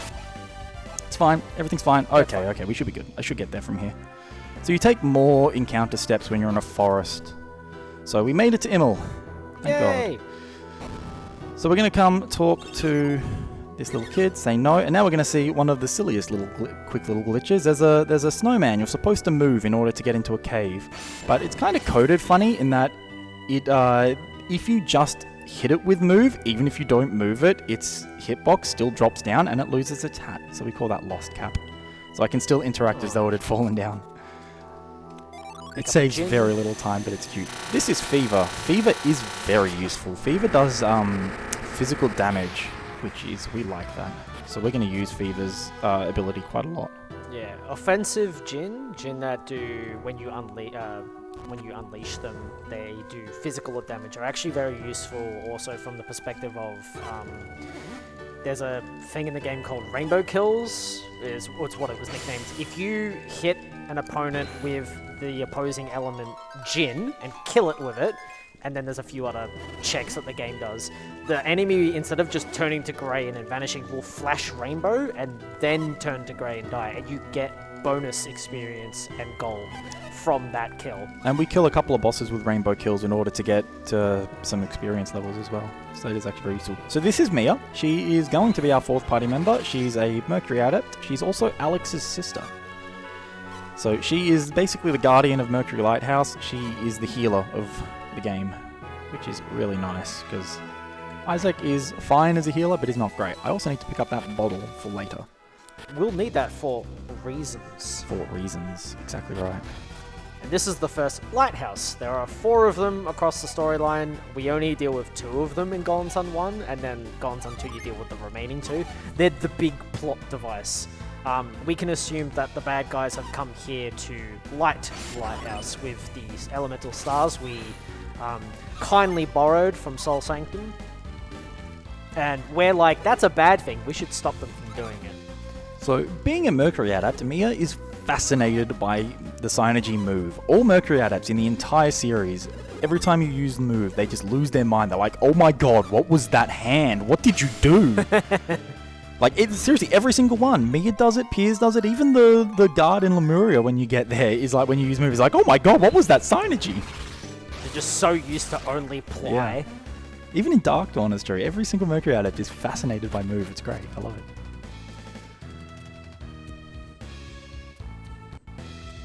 A cousin, not sister. Oh, cousin. I thought they were brother and sister. They're related. That's, like, in some way. So it's fine going into this fight with Ivan on 1 HP, because with Gust set on Isaac, he almost always outspeeds. It's super rare that he doesn't. You have to get super bad agility rolls for him to not outspeed the lizard man there. So he dies before he does anything, which is nice. Most of your agility stats have been 4s. Yeah. So do a little bit of suboptimal movement here in order to get a Jin recovery in that room. You can take encounters in there, and if you get one, you're super unlucky. That was that, Alright. shing noise. Yep. Okay, that's really good actually. So now we get to learn about the retreat glitch. So if you cast retreat from a hotkey and you don't have enough PP to cast retreat, it just won't work. But the game will kind of, in some situations, think it has worked. In particular, it sets, I guess, the lookup table of where things like doors lead back to the first room as though it had worked. And that lets us do a couple of silly wrong warps. What am I doing? I need to heal. So if you keep track of the door that I came through, I'm going to use retreat in a second when I do this menu. So I'm going to go through this door, and I'm going to use retreat, and I'm going to go through this door, and it's going to take me somewhere where that door didn't lead to earlier. So now I'm just in the middle of Mercury Lighthouse and kind of doing it backwards, and I'm going to actually take another safety save here because Mercury Lighthouse is scary. So retreat warping can be used in many, many, many different ways, but a lot of the really useful ones, barring the ones that you just saw, require you to save and quit the game, basically. So you won't see them get used during this run, but that is one particular instance of the retreat warp being very useful. It will have another use later on in this very dungeon to skip even more of the dungeon. Well, these encounters are super sketchy. But we're here for a specific reason. We're like halfway through the lighthouse. We're here to pick up a certain Jin. And I'm going to take another safety save because this is Sleet. He has a move that can just one-shot Isaac or Garrett. So we don't want that to happen. If I get through Sleet, I'll be really happy. Please don't use Froth Sphere. Oh, he used Froth Sphere. Are we resetting? Yep. Bugger. That sucks. It's all good. This is why we do safety saves in marathons, for exactly that reason. So technically this is now an invalid run, but that's fine. It's a marathon, it doesn't matter. Meh. Just don't do it again. There you go, that's better. So unfortunately, we can't kill him in one turn. We have to do a 2-turn fight, and he can just cross sphere, and if it targets Isaac or Garrett, they just die. Yo, you got him warped in delusion. And now he'll die to the Ramses. Some of the status effects, that one in particular is called delusion. If you melee attack with delusion, there is a substantial chance you will just miss the attack. Yeah, basically just drops your accuracy. Yeah. But it only affects, like, physical attacks. Yeah. So if you do a synergy, it's just going to hit anyway. Yep. So. Alright, so now we're going to see another fantastic use of the retreat glitch, which is we can warp to the very top of the lighthouse and not actually solve any of the puzzles, which is fantastic for going fast. So we're going to come through back to this door where we got Mia. Yeah, okay, that's fine. Excellent. And we go through this door, and now we're at the top of the lighthouse. Ta-da! And this has a fantastic consequence of it breaks this next cutscene. So the actors, so the sprites for the NPCs don't really load properly. And so the game doesn't really know where to draw some dialogue boxes. I didn't safety save. That was silly. Okay, let's hope Saturos goes well then. That's fine. We're about to go into the Saturos fight. So the Saturos fight is, from a casual perspective as well as a speedrun perspective, one of the most dangerous fights in the game because you're going up against basically the final boss. And the only reason he doesn't just dunk on you for free is because the beacon of the Mercury Lighthouse has been lit, which is that big glowing ball in the sky. Geno is now permanently stuck on Jenna's screen. face gets stuck on screen because Jenna's supposed to be loaded here, so is Minardi. But the game doesn't really know where to draw the dialogue boxes, so it gets a bit confused. But only Jaina's box will repeatedly stay on screen. So that's Saturos.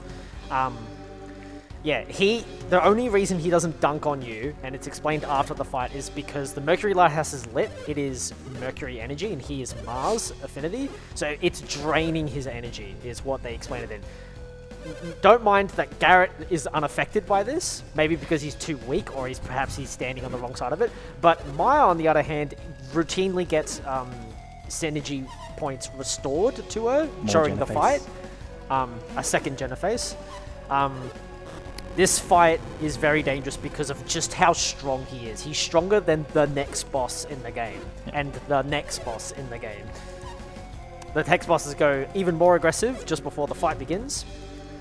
So the only reason we can beat him is because he's a pattern boss. So he has an 8-turn pattern, and the only thing we don't know is where he starts in that pattern. And so once I know where I am in the pattern, I basically know what's coming, and I can prepare for it. It's sort of the only way we can really beat him. The pattern is attack, heat flash, fireball, attack, fireball, heat flash, attack, eruption. Eruption is the bad one. If we get hit with Fireballs eruption, are pretty bad as well. Yeah, fireball's really bad, but eruption's like the big bad one that like just wipes your party if you're not ready for it. So we'll see what he does. Let's see what he does. Attack. Attack isn't too bad. It's slow, but it's fine. As long as we don't get a heat flash, I'm happy. So we're just going to defend. Flash, fireball. Fireballs are fine. Yeah, we were assuming that he could have erupted on that turn. Okay, this is really good, eruption actually. would have just wiped us clean. So now he's got, because we know where we are in the attack sequence, we know exactly what he's going to do the next turn. The only thing we don't know is who he's going to attack. Okay, this should be fine now. I should be able to get through this fight now. And who he attacks greatly dictates how we distribute our healing, and in some very rare instances, it can also end the fight because if he focuses in on a specific character, he can break through our healing and kill them. So if Isaac takes an unguarded fireball to the face, he'll just die. Yeah. Isaac is surprisingly weak in this fight. And Ivan is surprisingly strong. Ivan is kind of your tank in this fight. Yeah. So another thing about Granite that makes it incredibly good is that it is always the first thing to go off. So it doesn't matter who uses the attack, who uses the Jin, it will always be the first thing to trigger, which makes it incredibly good. Also, how good is this track? Also, yeah, banger. Herb and Herb.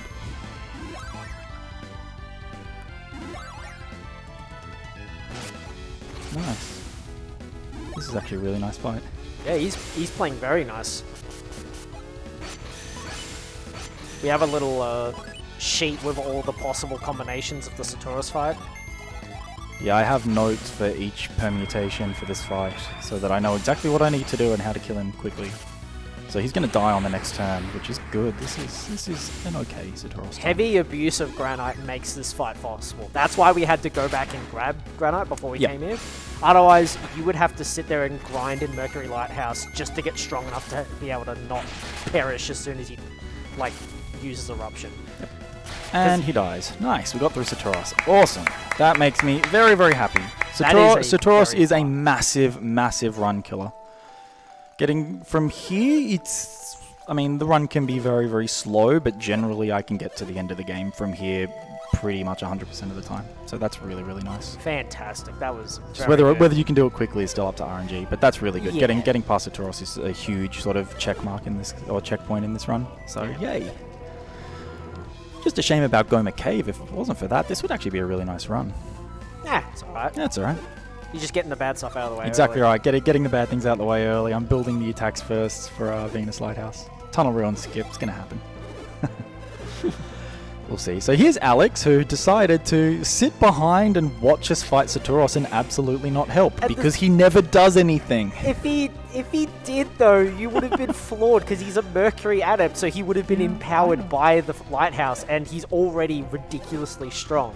Like, with the teleporting and the warping, and you see him do one thing where he, like, just launches an innocent civilian, like, 100 feet into the air for fun. But no, he's mostly just here to make sure that Satoros doesn't die, because he's like, oh, he's probably aware that Satoros could have been murdered by you guys. Yeah. Isaac's just like, I will kill him. He's like, no, you won't. But yeah, so he goes using his warp again that he big only plot uses device, in, man. He is big plot device, man. They do not ever explain why he has these incredible powers. But yeah, like Maya, who knew him for ages, is like, I don't know how he can do this at all. And she can't do any of the things that he can do. The only way we can teleport in the game is in the second one with a very specific item, only at very specific spots. Yeah. And it's not like this. It's like teleporting between areas. It's not really warping within the same area. So we never actually get to use that synergy, which kind of sucks. I think it's cool. I think you could do some really fun puzzles with that. Some blinking.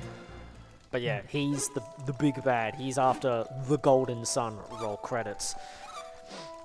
But he doesn't let anyone know. He's the big puppet master. Haha, I know everything, and I'm also doing nothing. He literally just gets everyone to do all the heavy lifting, and then he just happens to be at the right spot at the end where no one else is, because he's like, haha, they're all like up north somewhere, and I'm on the mountain where the big power appears. So now Mia's going to join our party for good, which is nice. So now we have a permanent healer. And she requests that she'll join our party as long as we get to go say goodbye to those kids that we saw in the Sanctum in Immel. But that involves a cutscene that we don't have to watch, so we're not going to do that. That's the cutscene of shame. If somebody dies in Satoros, you have to go watch that cutscene, and it's really sad. Oh, yeah. But no, we had a really good Satoros fight. So yeah, that was really good. That's actually a really nice pattern. Yeah. Attack fireballs really fast. Yeah, I like how your note just says, if he used attack on turn 1, defend. Yeah, because if he uses attack on turn 1, he can go into eruption turn 2. And so things just die. So you just defend on turn 1 and after attack turn 1. Okay, let's see if I can do some swag. Because defend is quite I have strong. one more go at it. No, okay.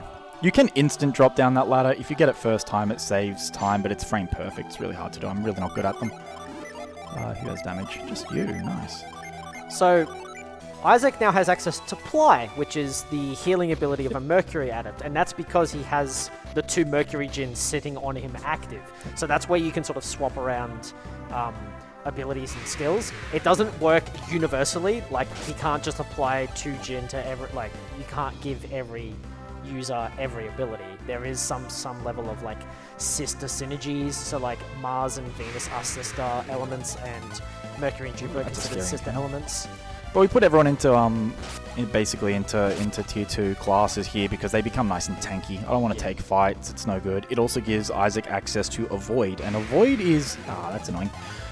Avoid is great. It's The says repel? yeah, it says it reduces encounters, but what it actually does is every area has an average enemy level, and if your average party level is higher than the average enemy level, Avoid will suppress all encounters. If your average party level is lower than the average enemy level, Avoid does nothing.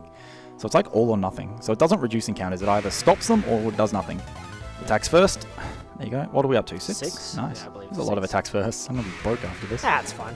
I'll match it, don't worry. Yeah, so this is the Overworld run back to Kalima is about the only time in the run that Avoid works, and it only really works because we get Mia, and she's at a really nice level. She's at a high level, so we can get it to work. Also, it's faster to do it here than in the Overworld as well because lag.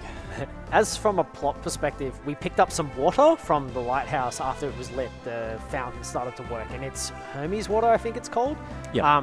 It's like a cure-all. If you don't grab it, which the game, like, unless you speak to the NPCs and whatnot, you're not really inclined to grab it with the empty bottle. But if you don't grab it, you'll have to go back because Tret, we're now going to deal with Tret, the angry tree thing. But the only way we can deal with him is by beating him into basically death, but then bringing him back to life using Hermes water because we kick his butt so fiercely that he's like, I don't have the power to like bring everyone back to not trees, but then you use the water and it like fixes it. And that's the kind of stuff where if you don't like talk to NPCs and mind read NPCs, you don't find that out from a casual perspective. So me, in my silly childhood self, was like, I don't want to talk to people. That involves social interaction. I'm just going to play the video game. And I got stuck many times because I was like, I don't know what to do, and no one's told me what to do. So Avoid doesn't work in this room anymore. It works in the first room in this dungeon, but now Avoid doesn't do anything, which is a bit sad.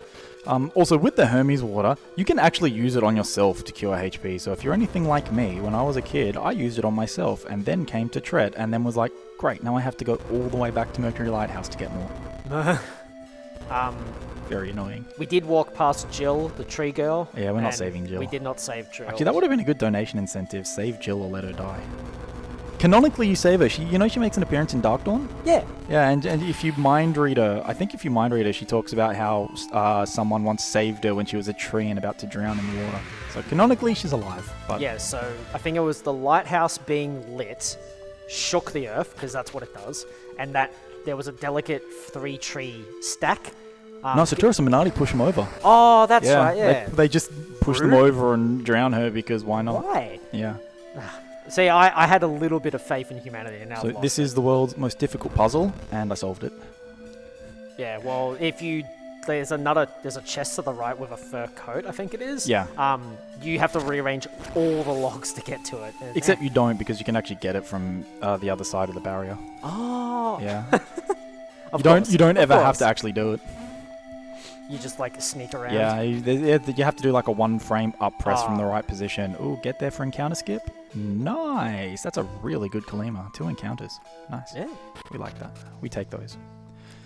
We are inside Tret, the tree, and we now have to scale all the way to the top, so then we can fall through that central hole down to the bottom where his like spirit is. So in RNG manipulation category, Tret is super broken. If we Yes. can get out of bounds, so we can get out of bounds in Tret by saving and quitting with a retreat glitch, and if you do that, we can do arbitrary code execution here. So we can just do a credits warp from Tret, which is what the any % run does, which is really cool. There's a lot of fancy stuff you can do in here. Yeah, we but don't do we don't much get of it. access to any of that because we can't get out of bounds in Tret in this category. We haven't got a way to do that yet. Ooh, another attacks first. 7. Nice, this is really good. There's a lot of attacks firsts. It's all Sort of, good. you always get a bit nervous when you get an attacks first because attacks firsts can come in pairs where you get back-to-back attacks firsts, but they can also come in pairs with a caught by surprise. So when you get an attacks first, you get a little bit nervous sometimes. Hopefully I don't get it from Breeze. We're about to pick up another Jin, which is Breeze. Breeze likes to run away a lot. Jupiter Jin tend to do that. Oh, ooh, crap. What am I doing? That was lucky. Just retreat. Very nearly hit the wrong button. Do that. Please don't run. He didn't run. Nice. Yay. Good Breeze. He's not the worst Jin to run. When Jin flee, you have to reset the room to reset them. Like, Breeze isn't too bad. There's some coming later that it's like a 30-second time loss if they flee. And that's, yeah, it's awful. We don't like that. The next 2, which are Zephyr and Quartz, are the 2 worst for that. Yeah, Quartz is pretty nasty. So now we're all set up to do the Tret Fight, more or less. We have everything we need. I'm going to heal here, just because Isaac's HP is low and dying here is really, really bad. Zephyr's ability is also quite useful. Yes. Well, Zephyr's biggest use is he gives you access to the Tier 3 Jupiter Summon, which is Procny. Yeah. But we don't quite have that yet. Soon, though. Yeah, so you can't, with the way the Jin are distributed, you can't forcibly stack all the Jin onto one person. They have to be distributed evenly. So if you have like 1 Mars Jin and 3 Jupiter Jin, one person's going to be stuck with that a Mars Jin and a Jupiter Jin because you can't distribute them evenly. Yep. So so I'm about to do the Tret Fight. Tret is not that scary in this run. We are actually over-leveled for Tret almost. You're supposed to do this without Mia. Well, the game intends you to do it without Mia. She does have dialogue in the cutscenes here, so you can do it with her. But he's kind of not that scary. He does have an ability called Sleep Star, which can put us to sleep, which is, we don't want that. That's not much fun. But even if he does it, even if someone dies, you can almost always get through this fight. But I'm going to do a nice, that was wrong. There we go. And we put Mia into slot 1, and now we get Tret. The Angry Tree God.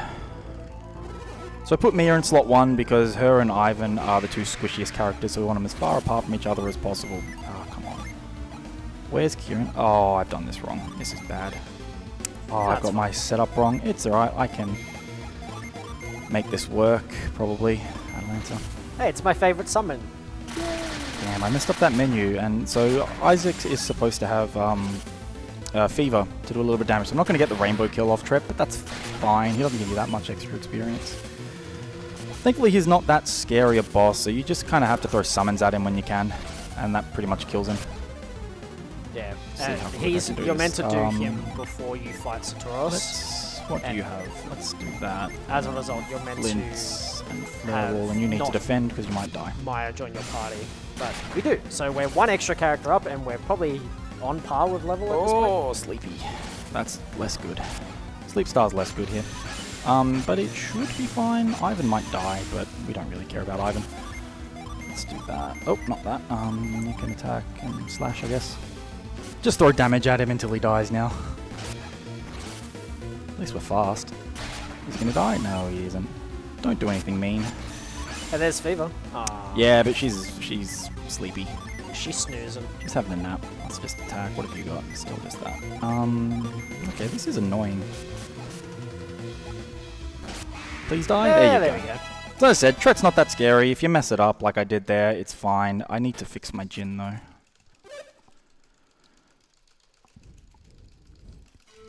So yeah, have we got any donations now that we have a bit of a cutscene? We do. We have a $20 donation from Terry, who says 20 grand, what an innings. We've still got some daylight before we declare though, so let's finish strong.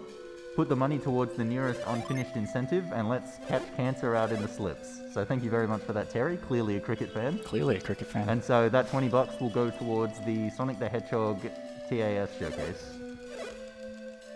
I think I know who that was. Terry! So you see, Mia had dialogue there, so that's how you know you... Oh, I don't have enough to do retreat. Really? That is very unusual. Still don't think that's right.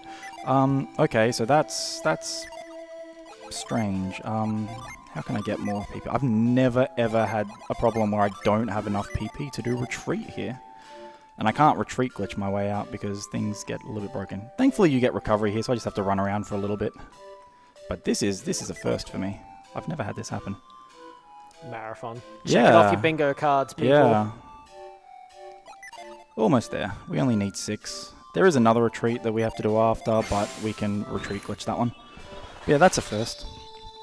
That's fine. That's alright. So now we get to use the Hermes water on Tret, and hopefully not on anyone else. Thank you. I think someone has accidentally used the Hermes water on themselves there. Which, oops. Then you have to go all the way back to Mercury Lighthouse to get another one. So now we have healed Tret, and he's going to turn everyone back into people, and we can progress with the plot. Or progress with the run, which is nice. Yeah, the reason why we can't just ignore him and move on is that there's a drawbridge up ahead, and the drawbridge attendant is a tree. So, like, if you talk to all the people, the king, the town mayor is like, oh, you should come back when you fix it. And he's assuming that you're literally going off to your death. He's like, I don't care. But you solve the problem, you go back, and he doesn't give you anything because he's an asshole. So you just sort of... Well, he tries to arrest you is what he does. Yeah, so you just like... There's no point in going back. There's a few things you can pick up, but like, there's no point. You just carry on. You don't need accolades for your troubles. We're on a mission. We've got to go fast. And Tret's partner here has other powers. Which doesn't really do much. He just says, oh, there's an evil forest that's sprung up. It's like, okay, cool. We're going to go run through there anyway, so you didn't really need to warn us about it. But it's fine. Got to get the plot out. So I'm going to do another retreat glitch here. Normally we would just retreat back to the start of Clean Forest instead of running all the way through. But thankfully, if we do a retreat glitch here, if you don't have enough PP, it's generally fine. So I do a retreat glitch, and we just run straight up and go back into Tret, and that retreat warps us all the way back to the start, which is very convenient. A lot of the retreat warp options... I'm not going to have a void anymore, am I? Oh, this is annoying. Man, getting that menu wrong is really bad. So a void works here again. Hopefully I don't take an encounter. Please encounter skip. Nice, there you go. If Isaac's shadow on the overworld is missing, then the encounter rate ticks up faster. Yeah, it's basically when you're in when you're in forests is when it happens. I need to heal, but I don't. Yeah, my gin setup is all wrong here. I'm gonna have to fix that at some point. Probably when I get to Mogul Forest is when it'll be important. So now I'm gonna go and pick up another gin, Zephyr, and I'm gonna do it by going into an optional dungeon. And there's some sort of debate within the community whether or not it's faster to skip getting Zephyr. We call it Zephyrless. The run would not be much fun if we did. It would be a terrible run because we just have to run away from everything in Mogul Forest. But it might save a little bit of time. RNG manipulation routes don't get Zephyr. It's the only gin that we get in this category that we don't get in RNG manipulation. But we get Zephyr in this category because it gives us access to the Tier 3 Jupiter Summon Procny. And Procny is the second fastest action in the entire game behind a single attack. But if you do a single attack and it's a critical hit, that's slower than Procny. And being a Tier 3 summon, it is super powerful. So we love Procny. We just use Procny to just blow things up. Which is why I'm going to take about a 2.5 minute detour to go and get him. To go and get Zephyr so that we can have Procny. And it does require the use of another retreat glitch. You can take an encounter in here. Hopefully I get the skip. I don't get it very often these days. It's not in this room, it's in the next room. There are encounters. Hopefully I get through. We'll see. So the purpose of this dungeon is A, there's a gin inside, and B, there's a prize at the end called the Force Gem. And the Force Gem, when equipped onto a character, gives you Force. Force has very specific uses in it. Also, by the way, walking on air there, that is not a retreat glitch thing. That path is always there. Yeah, that's the, you go through the whole dungeon and eventually you light up that room to reveal that path. But it's always there, so you can just use it. But the Force Gem, and thus Force, is actually an optional... So Zephyr running is awful, so I'm very glad he didn't. It's like a 20-second time loss when he runs away. He's decided to behave for you. Yeah, he's being nice. He's taking pity on me.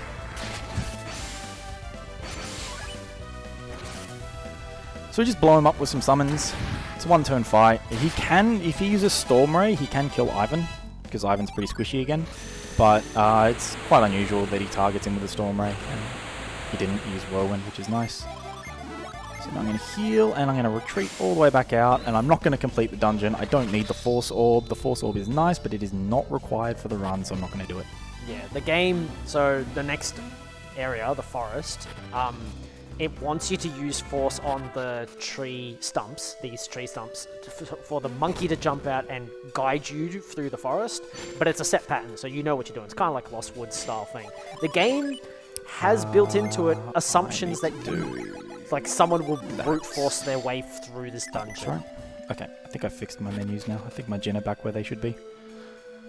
Yeah, the game assumes that there are people out there that will force their way through this dungeon without So this force. is Prockney, by the way, and And- done. And everything dies, which is why we go get Zephyr, because he's fast. That is very fast. But since we don't get force, we don't need it, and the game just assumes that, well, that's the only time you actually need it.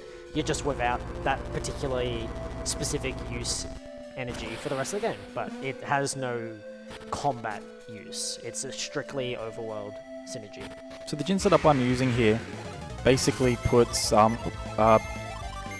Jupiter Gin on every character so that I get a single tick recovery of Prockney, and I set Forge on Mia so that she outspeeds almost everything. Prockney doesn't quite one-shot everything in this dungeon. There's 2 enemies that a non-targeted Prockney won't kill, and so we make Mia set Forge on Mia so that she outspeeds them so that we can kill them without them getting an action off. And we do it in a way that Mia uses the Prockney because Ivan will outspeed Mia, and every time you use a summon, you get a boost to elemental power. But the animation for that only plays if the fight doesn't end. So we kill things with Mia so that we don't get the animation. This is Quartz. Quartz can be really, really mean. Do not run away. Thank you, God. Good boy. That's it's a 30-second time loss if he runs away, and it's because you have to reset the entire room. You're almost certainly taking another encounter. He always Thank you, runs away from me. Quartz. There's only really one more problem Jin left, which is Vine. But we won't have to deal with him for a little bit yet.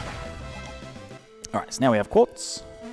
Yay. So now we have access to Cybele, which is the tier 3 Venus summon, or as we like to call him, the Time Lossosaurus. It is very, very slow. We don't use him unless we absolutely have to. I'm going to heal here. Oh, and probably Ivan too.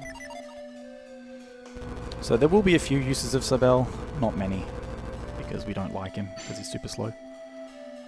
So now the nice thing about the Jin setup is now I can just set Quartz instead of Forge, and Mia still outspeeds things.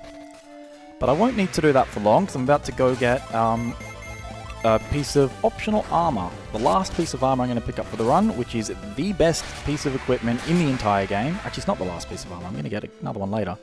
But this one is the best piece of equipment, the Elven Shirt. The Elven Shirt increases agility by 50%. Eventually I'm going to give it to Ivan, and then he will outspeed almost everything for the entire game. Ivan's a fast boy. Ivan is a speedway. Even at the end, there's like one enemy in the end game that he won't outspeed. And that's it. Even at very low levels, he just outspeeds everything. It's awesome. And it gives you pretty good defense as well. Although, as I said, defense is kind of overrated because with damage reduction Jin, additional defense doesn't really help that much. Yeah, if you're using Granite Flash. Yeah, it's especially sort of with redundant. Flash. Eventually we'll get Flash, which reduces damage taken by 90%, and then defense doesn't really matter. HP becomes your most important defensive stat. So we're almost to the end here. The next boss fight is the Killer Ape. Again, Killer Ape's not that scary, but he can kill people.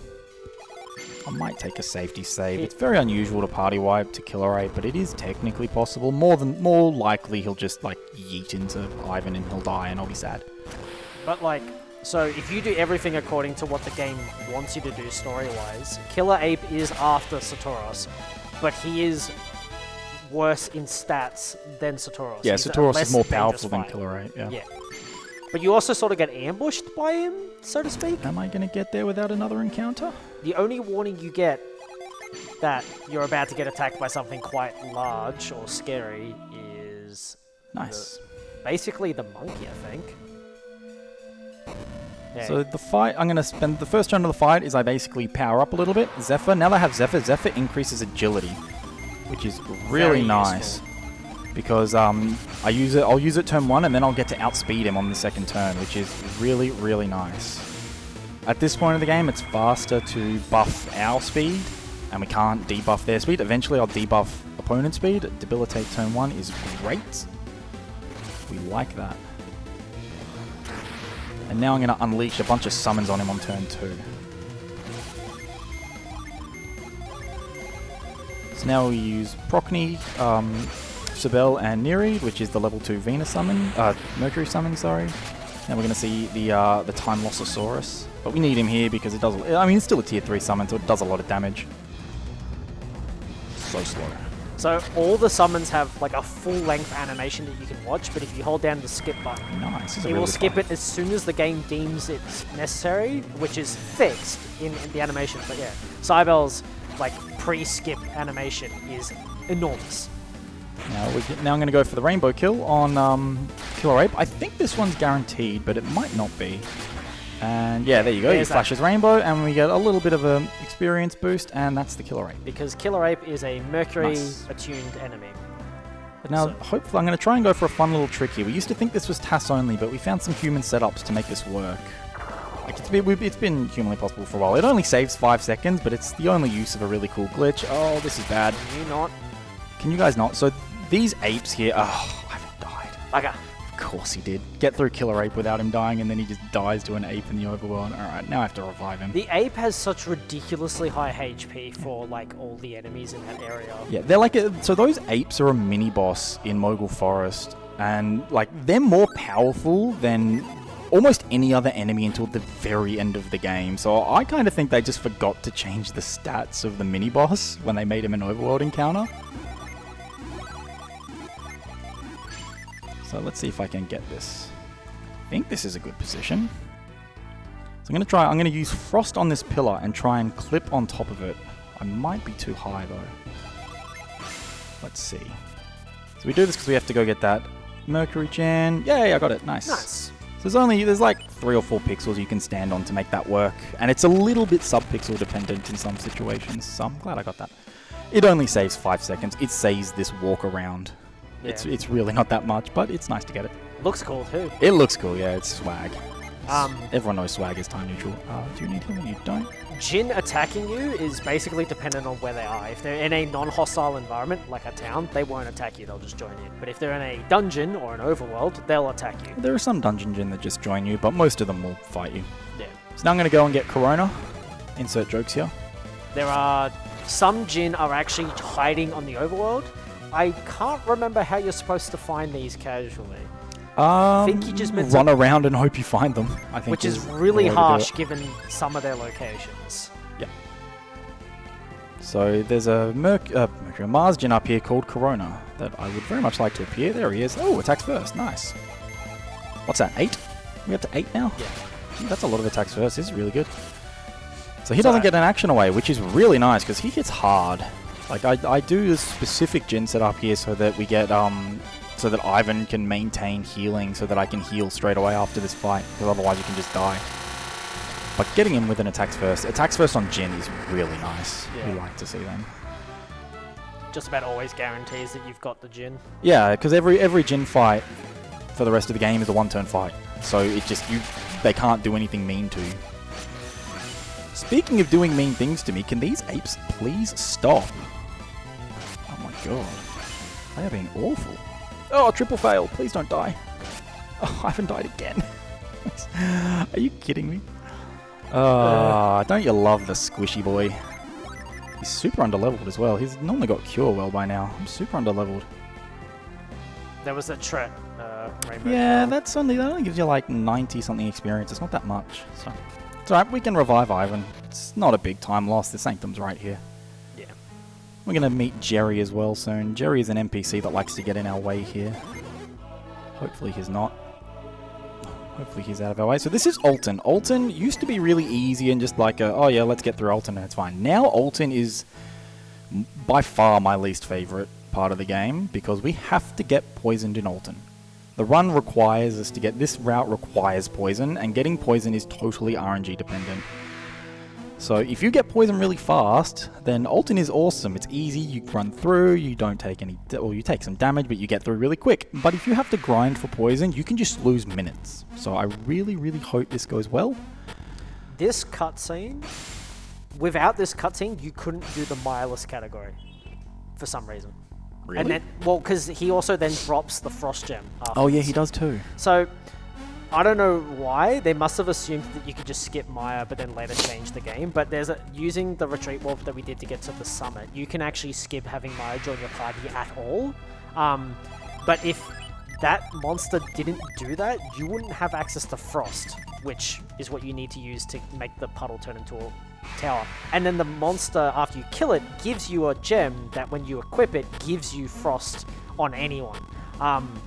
And those two details happen to make it very easy for you to then play the entire game without Maya ever joining your party, which has some shenanigans that kick in after a particular section of the game.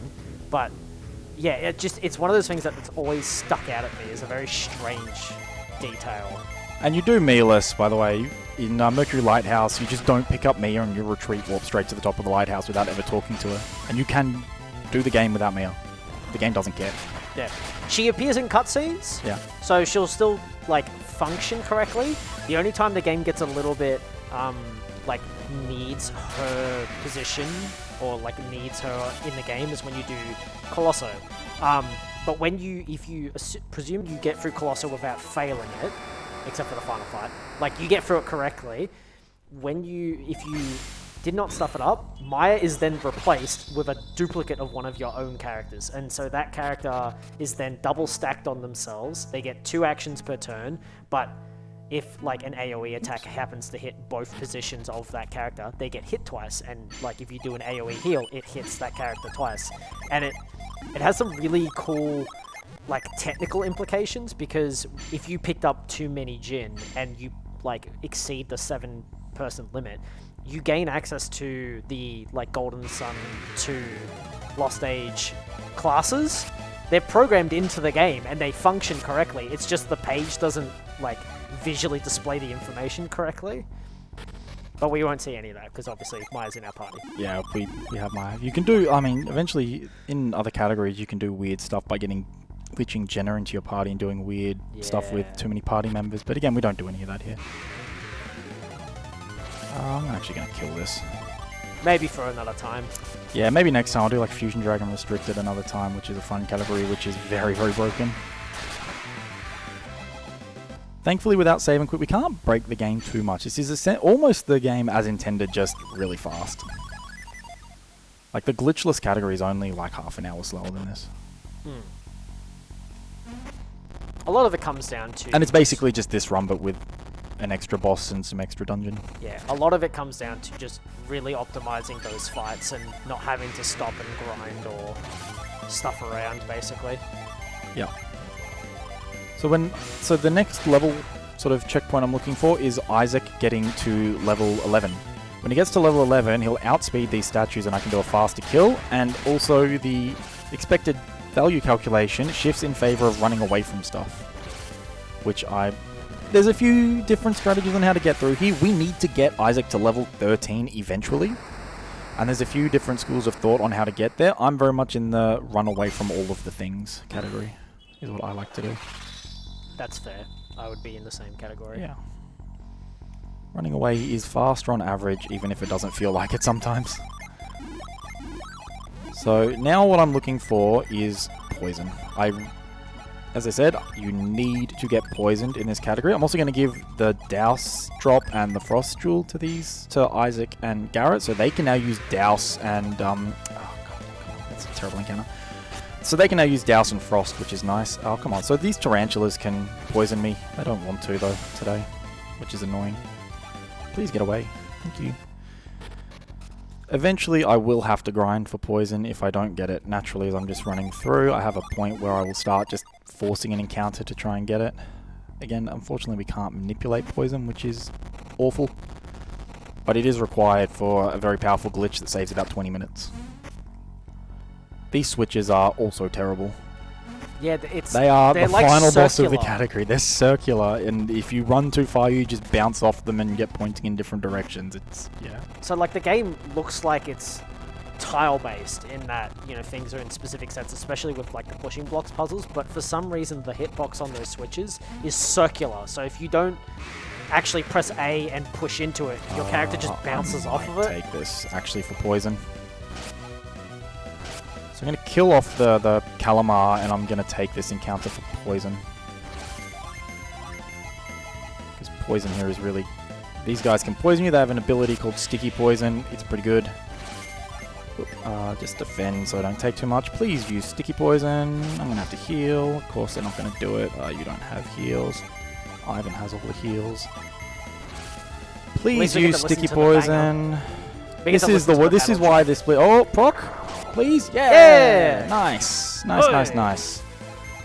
That is the best poison as well. I saw M is poisoned, and I thought, oh no, Mia. Mia is the worst person to get poison on, but it's not. It's Garrett's name is M because name. Yeah, we renamed the characters to one letter apiece, so it spells out name because of a printing error with our badges, Yeah. where yeah. all of them say name instead of the actual person's name. So we name everyone one character because it saves a tiny bit of time. In the very first cutscene of the game, text speed is set to medium, which means it loads one character per frame.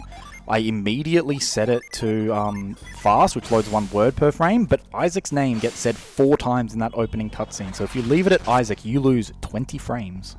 And we don't like losing 20 frames, so we set him to a one character name. That's a lot of time.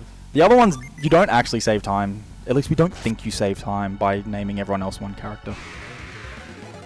So I'm just going to run away from... I think Isaac's at level 11. I should double check. These are all terrible encounters anyway. I'd run from these anyway. These are 2 action encounters. A single Procny won't kill them. That soldiers are very sturdy. They are. It's that little dinky shield that they've got that's, doing the heavy lifting for them. It's better. Armored rats are worse. They like to defend. We're gonna see them soon. Kill Well, I this think one. the armor action is kind of like the granite effect where it halves, or it like boosts your defense by a No, substantial they have a amount. flash defend. They have a 90% defend. Oh, he's not at Ouch. level 1. Why am I so under-leveled? Man, I got a lot of really fast encounters in Mogul Forest. Maybe that's it, but I'm super under-leveled. I'm normally well and truly level 11 on Isaac by now. We've still got a decent amount of this dungeon left. Yeah, I can, and encounters like this are super fast. So the idea is, with the encounter strategy here is Ivan outspeeds everything, so there you go. So just, smash everything with Procny and almost everything dies. Except for the big yellow dirty apes. They don't die, because they are stupidly strong. They have more HP than just about anything else I'm going to encounter for ages. Which makes no sense to get to level 11 yet, yeah. So now I can do a slightly faster fight on these guys, which does involve the Time Lossosaurus, but it is a little bit quicker, because Isaac will outspeed, so the statue doesn't get an action, so it saves a little bit of time. Unless I've had bad agility rolls, which would be No, useful they've to know. been Nah, fours yeah, they've across been the good. board. Okay, that's good. That's really nice, because there's a fight later on that if I get unreasonably bad agility rolls, you can lose. So the fact that I haven't been getting that is nice. I love how you can read the text scroll that fast. I'm just I keeping so an eye struggle out to on read it. that. Like, I can usually only read the last one because it's on the screen, but I'm just like, alright, I saw a 4 and a 3, so... So now we're going to see the first use of why I need poison. So these little poison ticks I've been taking where Isaac jumps, that's not just visual, that actually changes Isaac's height. And so if you interact with something at the top of one of those poison ticks, you can actually interact with things that are on a higher level than you, which I'm about to do to collect a gin without solving the puzzle. It's reasonably precise. Wow, he has so much PP. How does... Man, my PP management this run has been awful. Like, truly awful. I need to retreat glitch here, but I have so much PP. How do I... Let's do this. That helps. So I'm just going to use Douse until I get down below 6. You need to be on lower than 6 in order to do a retreat glitch, otherwise I'll just retreat. So do this, then I'm going to do a double retreat glitch. So retreat glitch through this door, retreat glitch through another door, and then I'm going to do a very precise setup in order to interact with the Jinn Spritz. Oop. In order to interact with Spritz. We call it the Spritz jump. You have about a 5-frame window to hit him. So we'll see if I can do it. So there's a retreat glitch. There's another retreat glitch. Now I'm going to do my Jinn setup. Oh, I missed. I was just a little bit late. That's a shame. Try it again. And I took an encounter. Damn, I practiced that so much and I missed it. I got so consistent at doing them too. That's a shame. That's alright. We get more attempts at this. Is anyone else taking time? Yeah, a little bit. There you go, got him that time. Nice. So, nice easy fight. We just hit him with a Procny and a Tiamat, which is the tier 3 Mars summon, and he dies. He can't do anything too scary to us. He can't kill anyone in one hit, unless he gets in it. Unless I get caught by surprise, then he can be a problem. But even, you can miss that like 5 or 6 times before it's slower than solving the puzzle. That trick looked very cool. Yeah, it's a nice thing we get to do now that we're doing this entire dungeon. We used to be, so there's a retreat glitch we can do that skips almost all of this dungeon. But unfortunately, the downside of the new poison strats we have, we need to get Lift, which is a synergy you get at the end of this dungeon. So we now have to do all of this, all of Alton. Oh, this is a scary encounter. We don't need to do the fight, thankfully. Yeah, thankfully we have a way to skip the boss fight.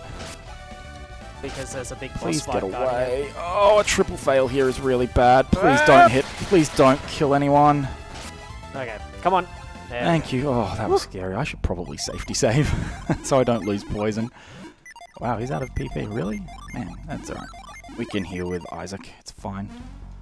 Oop.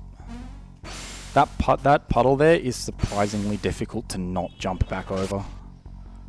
You have to press left. It's like 10 frames, I think. If you hold left for any more than that, you just jump straight back over the puzzle. Do you want to do the safety save? No, I should be fine. Now I've said that, I'm gonna die, aren't I? We're almost to the end of the dungeon. Oh, poison. More poison. No, of course not. That would be too easy. Double poison. Let's keep healing. So we want to up healing because I'm draining Isaac's PP. I'm gonna try the swaggy way to do the Hydro statue skip, which is a frame perfect trick, but it's not required. You can just retreat glitch to turn off a loading zone and do it. Yeah. But I'm going to have a crack at doing the swag. Well, I'm not very good at instant climbs. But first, we're going to watch Garrett nearly kill the entire party. Yeah, so this is one of the times you're supposed to have force to sort of open a big hole and thing. You use force on that pillar. But the game's like, force is optional. Come on, like, it's optional. We don't need that. So Garrett's just an idiot and kicks the sign and almost kills everyone. And remember the Mount Aleph boulder from the very start of the game? We're about to see where it ended up after it rolled away. He just bails out. He's like, it just bailed out and ends up at the bottom of a mine. There it is. Hello. I don't need to be mashing here anymore.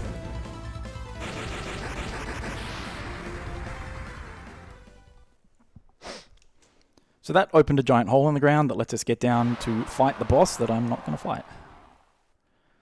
He's not happy that you did that. He's not. He's not happy that I did that.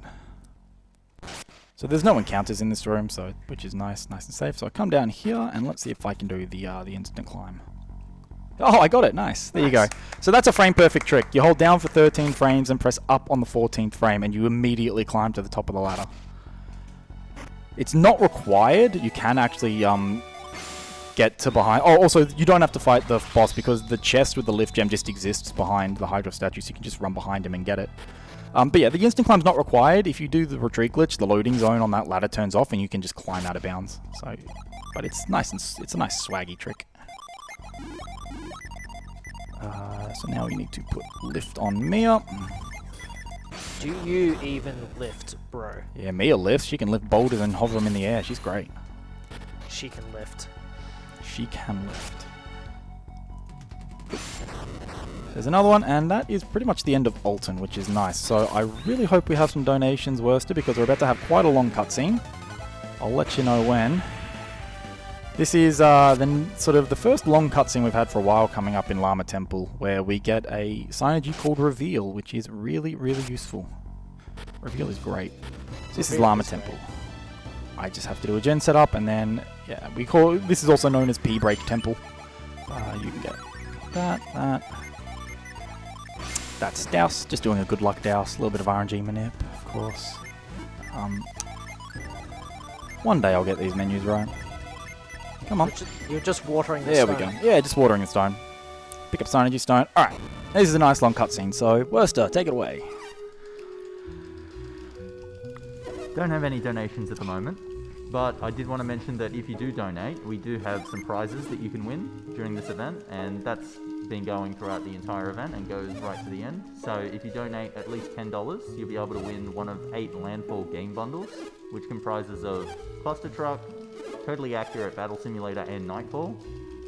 And for people who are within Australia, if you donate $20 or more, you'll be able to win a pair of HyperX Cloud earbuds. And if you donate $40 or more, you'll also be able to win one of 2 HyperX Cloud 2 gaming headsets. So if you want more information, just go to prizes.ausspeedruns.com. And of course, we thank Landfall and our major sponsor HyperX for providing these wonderful prizes. I have a HyperX headset at home. It is. Yeah, I have one of very them too, the comfy. Cloud 2 headsets. It's fantastic. Yeah, they're really comfy. What are we up to for attacks first? 8. So that's $40. Yes. I might win another one. That's all right. I'll back up on the donation as well. Oh, nice. So push to get us to 21k then. So this is a long cutscene. This is Master Hammer. She is sneaky Jupiter adept. Well, no, she's not sneaky. She tells us she's also a Jupiter adept.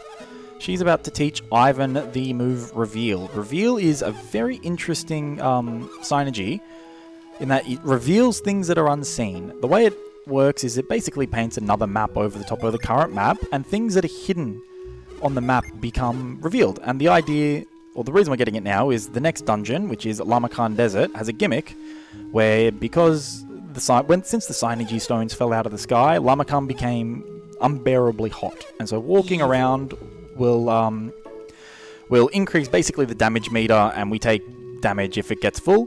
But there are oases that are hidden by mirages, and we need to use Reveal to find the oases so that we can cool ourselves down and get through the desert. There are also other great uses of Reveal, which we will show. There's a lot of sneaky plot stuff occurring behind the scenes here. Yeah. You don't find out until the next game. Yeah. Quite late in the next game, actually. Not Yeah. until after Jupiter Lighthouse that all that plot stuff comes out. Not until Shiva works her ass off to get Reveal. Yeah, right, in Ayers Rock. I love that dungeon. So many people complain about that dungeon being so long, but it's so much fun, and it's completely broken now. So nearly have arbitrary code execution. The from rock Ayers Rock. dungeons are quite challenging, and they're quite lengthy as well, which is why I think people don't like it. But I like them, like all of them, are really good. Yeah. Alright, so this cutscene's almost over. Now we have Reveal, which is nice. Where are we? Ooh, this is slow reveal time, but that's okay. Yeah, it's fun. That's fine. We have Poison. The next bit of the run's not too challenging. The next boss can be a bit of a meanie, but he's not as bad as he used to be. Manticore's much better than it used to be a 3-turn fight. Now it's a fairly safe 2-turn fight, which is good. I think it's also the first boss that you come across that can attack twice in a turn. If I'm not mistaken. Yeah, I think so. Yeah. Yeah, it probably is.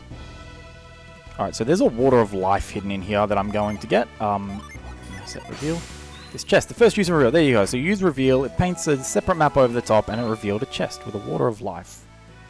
And that is a Water of Life that is for safety. If I die, having that is really, really nice. So this is Lamakan Desert. You can see the meter on the left is ticking up. And proc me. And when that gets full, I take a damage hit. And I actually want to take those damage hits because I have a retreat glitch to do here, which, oh wow, that is terrible RNG. But a good encounter, so I can just run from that. That was a really bad encounter rate. So I actually want to take damage because I have a retreat glitch coming up, and using the Synergy Stone restores everyone's PP to full. And so I have to... Basically, I'm going to heal with Isaac a bunch to drop his PP back down to retreat glitch territory. And the movement through here is relatively precise because I have to get to the end with that damage meter less than half full. So the movement through this dungeon... Wow, this is a crazy amount of encounters. Also, attacks first. I need to heal. Die. There we go. So we take the proc. And now I heal. Yep. So there's a trick coming up that requires the damage meter to be less than half full. So things need to... So the movement here is well planned out. That's an awful encounter. It's also a nightmare from an RNG manipulation perspective because every little tuft of sand you kick up is like a random... Like, it affects the random generators. Yep. And so it can be very difficult to try and get it to behave nicely.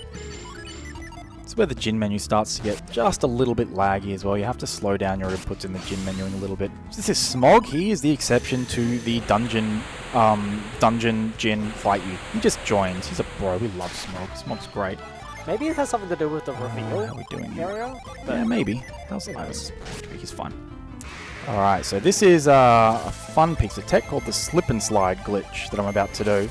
So the Manticore, the final boss of this dungeon, actually exists at the 0-0 coordinates on every map here. So what I'm going to do is I'm going to get out of bounds and just go fight him without doing the rest of the dungeon, which is fun. Yeah, so I have a very specific setup. I go reveal first, retreat glitch, I line up there, and I walk into that oasis. We didn't find this for so long because you have to walk and not run into there. And we're speedrunners, right? We want to go fast, so we like to run into things. And now I'm out of bounds, and I can just run to the very top left of the screen, and oh, so nearly got the encounter skip. Oop, that's annoying. Now I'm going to have to run around and get my Jin back. That's so annoying. I'm so close to getting that. And yeah, and then I can just fight the Manticore. Hopefully I don't take another encounter while I'm running around here. There we go.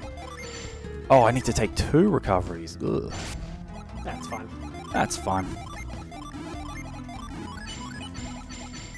So we do a very specific setup. Now I'm going to give the Elven shirt finally to Ivan, and I'm going to save because the Manticore can kill you. If the poison carrier dies, bad things happen. He's not the spookiest boss out there, like not even by a wide margin, but he can do some serious Yeah, stuff. he used to be worse. He used to be a 3-turn fight. Because we didn't used to do all of Ultin, so we never used to have spritz. And as a 3-turn fight, there was a 1 in 8 chance he kills you. So he's, like Satoris, he's a pattern boss. And there's one particular pattern that on a 3-turn fight can kill you. Thankfully, this is now a 2-turn fight, so it's not that bad. And I think I'm in the clear. Yeah, this pattern's fine, so I'm going to get through here, no problem. This is now an easy fight. So now I just unload some summons at him and he dies. And you might think, yeah, okay, great, you killed the Manticore, but you still have to go through the rest of the dungeon. But you don't, because the game's like, oh, you exited the Manticore fight. When you exit the Manticore fight, you must be at the end of the dungeon. So it'll just spit me out right at the end. How convenient. Yeah, super convenient. I love it when games do stuff like that. Yeah. So, I mean, it doesn't actually save as much time as you think doing this, because there are no encounters after that last screen. Yeah. But it saves like a minute and a half or something, so it's not insignificant. So yeah, just spits us out here, and we use reveal to reveal the end of the dungeon, and that's Lamakan Desert. And now we get to fight Vine. Vine is the last Overworld Djinn I'm going to pick up, and he's also the worst. He only has a 1 in 3 chance of showing up. There is a technique to make him appear, but I'm very bad at it. But I'll try. Basically, if you get an encounter while you're not holding a button, he is forced to appear. And I didn't get it. But it's a 1 in 3 chance. It's really terrible. I should probably kill things instead of run away from them. Who has heals? You have heals. I'm just going to run around and try and get the encounter. Hope for the best. Nope. Oh, it's not even in the forest. This encounter's not too scary. Vine. We hate Vine. Vine is awful. What do you not have? Oh, really? Come on, Vine. There. Oh, CBS. Okay, this could be bad for Mia, but I think it's fine. Mia dying is not an issue. Okay, it's fine. CBS by a Djinn is almost always terrifying. But he was nice there. Double attack is okay. We can live with that. Although it's quite funny when you get caught by surprise, but then they just run away. And then they just run away, yeah. You're like, oh. It's like, oh, okay, thanks, bye. Alright, so the next trick we're going to do is sort of the biggest new tech recently. Well, recently, it's like 6 months ago we found this. Which is the Kraken skip. So anyone who's played this game before will know that the boat section is coming up. And at the end is an incredibly difficult boss called the Kraken. And the Kraken, back when we used to fight the Kraken, was a 1 in 6 chance to just end the run. You just couldn't do it. You had to put him to sleep. And if you didn't go to sleep, the run ended. Yeah, but the whole reason, the entire reason we get poison is because we found a way to use poison to skip the Kraken. There's a return mechanic, like a dungeon, that once you get to the other side, you can come back, and using poison and a very specific setup, I can clip into a block and get through the dungeon that you're not supposed to be able to access from this side. So let's see if I get this first try. This setup's reasonably consistent. So I'm going to double proc into there, and now I'm through the dungeon. And I don't need poison anymore, so that can go away, and you can use move from inside there, and now I'm through. Which is, I personally think that's a bit sad, because I think the Kraken fight's really fun, and the boat section's also really fun, but I mean... And that's the reason we need to get poison in Ultin, so it made Ultin terrible as well. Yeah. And it's a good encounter. The Kraken is susceptible to sleep and stun, which is something most people don't know as a casual, because bosses aren't generally susceptible to status effects. But he has a bunch of attacks, but one of his attacks is called Skipping Beat, which bypasses 50% of your defense and is a single target attack. And it's basically an execution. It just deletes whoever you hit. The other downside is these are end game enemies as well. Like, these enemies are super powerful. Getting 2 encounters in here is really, really terrible RNG. You almost never get 2 encounters in there. It's possible to get. It is possible to get none. So getting 2 is awful. So now we're through. No Kraken. So now we can go straight to Toby, which is really, really nice. Where's Prockney? So I'm still fighting. Ooh, wow, that doesn't kill him, really? That's news to me. Thought everything died from Prockney's. Oh no, that one's a range. My bad. That's a range to kill him. Yep, I remember now. I know this game. Here we go. I get another chance. Damn it, kills him. This definitely kills him. He's weak. I think he's weak to Damn it. Yeah. But again, 2 encounters here. This is terrible RNG. So I'm going to go pick up another Jin, Ember. It is actually faster to pick him up later, but it only saves about 5 seconds, and having the tier 4... Having the tier 4 Mars summon is nice for what's coming up. The next dungeon is Alt Miller. Alt Miller is the next big run killer. Also the worst dungeon in the game. Also the worst dungeon in the game. Alt Miller is... The enemies are just powerhouses. You can't see where you're going. It's just awful. It's lengthy. And in the speedrun, we just run away from everything. We're going to put Isaac into the Gallant class by giving him 5 Venus Gin. I'm about to go collect another Venus Gin.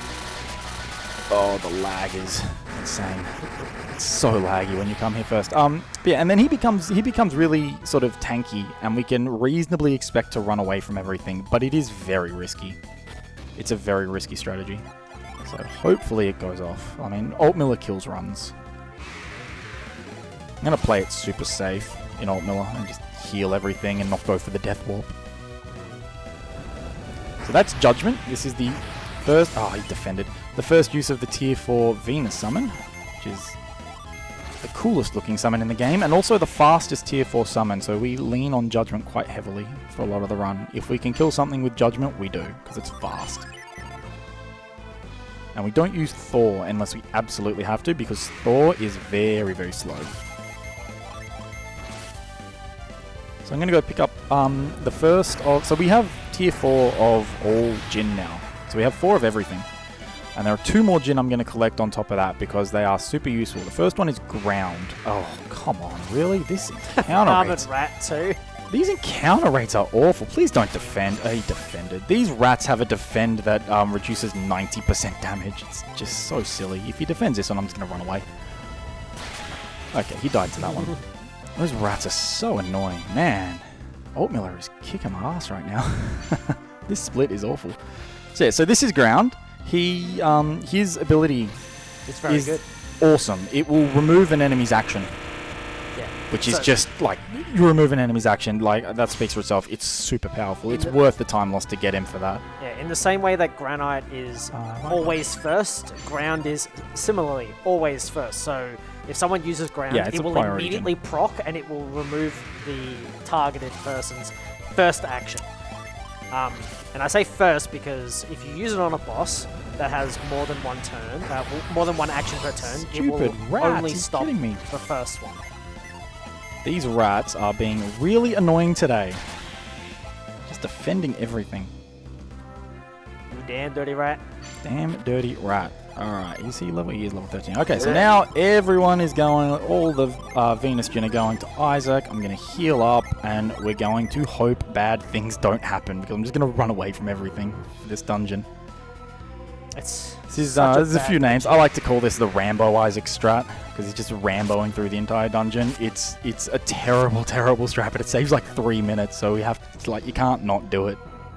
So with all of our Jin set, and thus our stats at some of its highest that it could be, we're still taking sizable chunks of damage from just regular attacks from enemies, and those aren't the bigger enemies that you can come across. Yeah, there are some enemies in here that can one-shot people. Not Isaac, thankfully. He has enough HP to tank a couple of hits, but yeah, this is super, super sketchy. Yes, the strange log that Yeah, will the strange come across? log lying on the floor, which we won't talk to yet. That's right. You can just Yeah, there's forego there's the- additional dialogue if you talk to him first. because the pattern's set. Well, not set, but Yeah, so if you talk to him first, so that's Babby. We're going to save him. We've got to go get his Red Bull. He's having a little nap. If you talk to him first, he'll tell you about how to solve all the patterns, but then you get a little additional dialogue as you run away from him, and it saves like 5 seconds to talk to him later. So we have to go deep into Altmiller Cave, find the secret room at the end, and hope that I don't die on the way there. Thankfully, there's enough people have enough healing, and I have a Water of Life to revive if I need to. People dying doesn't actually matter. As long as I get one person to the end, it's fine. Once I talk to Babby and revive him, I can die and it just warps me back to Tolby, which is where I want to go anyway. So I'm not going to do a death warp setup. It can be faster, but it's almost always slower than just running back. But it's not so bad if people actually die here, because I'm not taking encounters anyway. Obviously, I don't want people to die. I want to be super safe. We want to get through here. Who's on damage? Isaac's on damage. we will forego that, Jin. Too much time. Yep, we don't need him. He's not that fast to get, but he doesn't give us anything extra. We already have the tier 4 Jupiter summon, so we don't need him. There's only one more Jin in the entire run we're going to collect. And if you did that casually and then got to the end and I went, think I you should don't. go back and get that, well, you can in Golden Sun 1 You and 2, can. but in Dark Dawn you can't. Presumably. So we haven't seen any really terrifying encounters yet, which is good. The golems or whatever they are. The golems and the dreadhounds. Those guys are scary. The dreadhounds in particular, they can do double fang, and that has a chance to proc double damage, and that's really scary. Yeah, that's right. This is the last room. There we go. Those are the dreadhounds. Oh, I got away Why? from this. This is a really good Altmiller. It's behaving. Yeah, shockingly. this would be close to gold Altmiller for me. This is really fast. Well, it depends if this encounter decides to be slow. Yeah, those golem with a critical hit, that's not good. Yeah, okay, never mind. Oh, don't no, kill Isaac. that's it, yeah. Oh, dead Isaac. It's alright, I'm going to revive him. I'm absolutely going to revive Isaac. You do not want to do this without Isaac. It's one fewer Water of Life for later, but that's okay. Old Miller had one last prize for you before you left. It did. We're gonna get some Waters of Life. There you go. One last prize again. There are plenty of backup walls we can pick up along the way. All right. So the puzzle here is these rocks correspond to the colors on the wall. From left to right, they go blue, green, white, yellow, red, and then it'll open a secret cave. And of course, I'm going to get blue-red, which is the slowest pattern. Naturally. You never get red-yellow or red-white. You always get blue-red. Oh no, blue-white. That's alright. Alright, now the door will open and we'll get the draft, or the Lemurian draft, or Babby's Red Bull, as I like to call it. He's running a bit low. So the whole plot behind Babby is he is super old, which is why he's going to talk a lot. Long time ago, like, how old is he? He's like 200 years old or 300 years old. He's a couple hundred years old.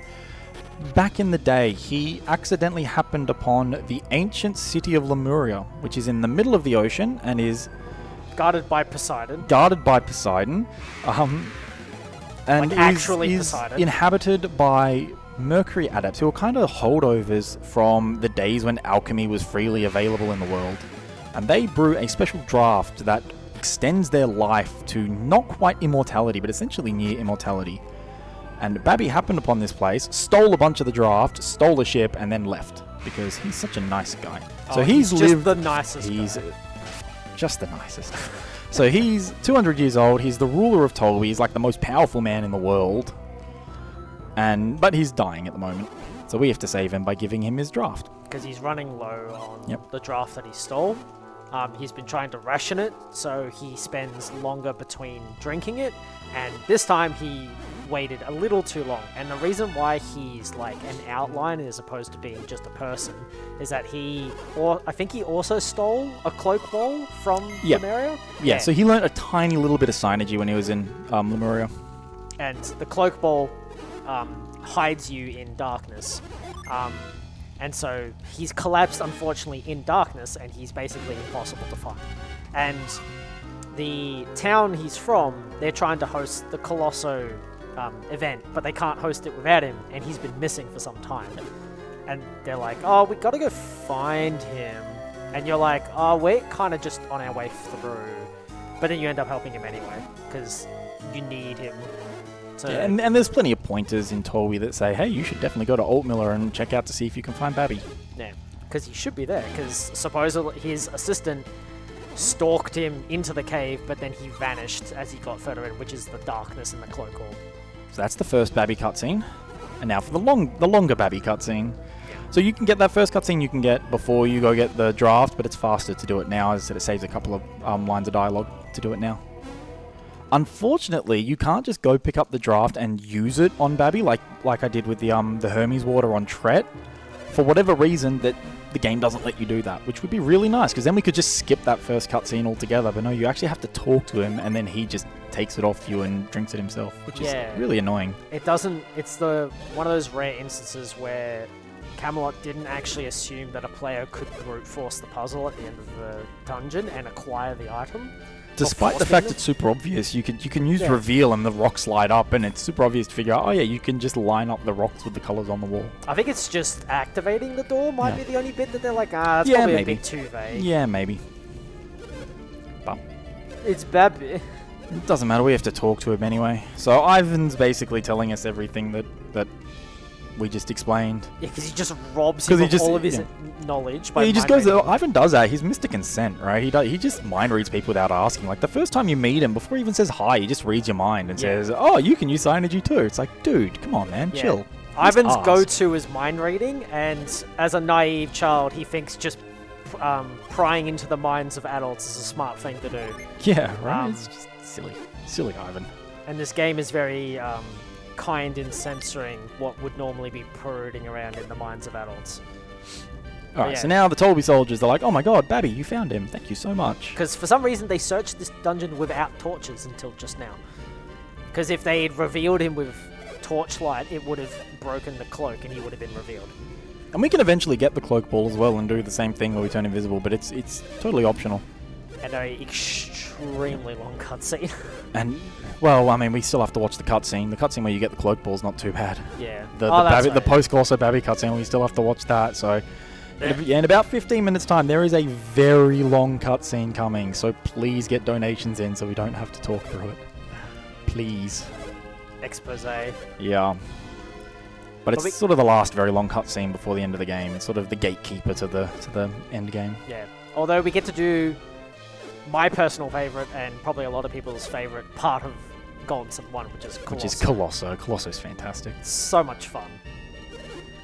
It's just a different... like a change of pace for the game. Yeah, it'll be such a shame if we ever find a way to get out of bounds into Hulla Gate and skip Colosso. It's such a fun part of the game.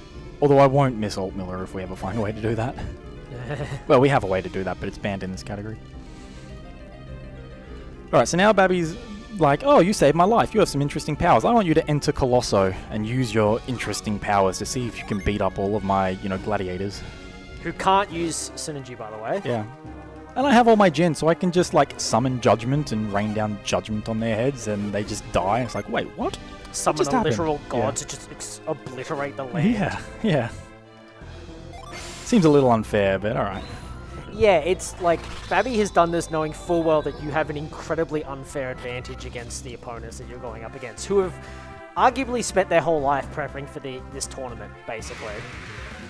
Because if you take the boat over, some of the contestants are on the boat and you can talk to them and they're like, yeah, we've been training for quite some time on this stuff, and then you just get forcibly entered into it and then you just ruin their entire day.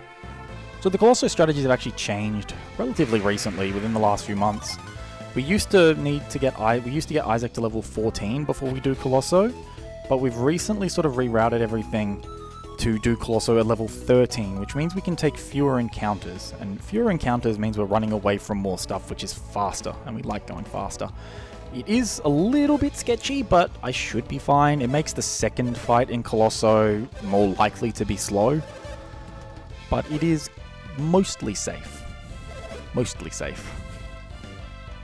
As was pointed out before, Synergy is invisible to the layman, so a lot of people would also not know how on earth Isaac is just felling these massive gladiators without touching them. He just puts his hands into the air and the guy just goes, ugh, drops. So Colosso is basically gladiatorial combat after doing an obstacle course. So there are 3 rounds of Colosso. Well, we're going to do 3 rounds of Colosso. Each round you go through a series of challenges to solve a quick puzzle, jump over some things, do an obstacle course, and then you have a fight at the end.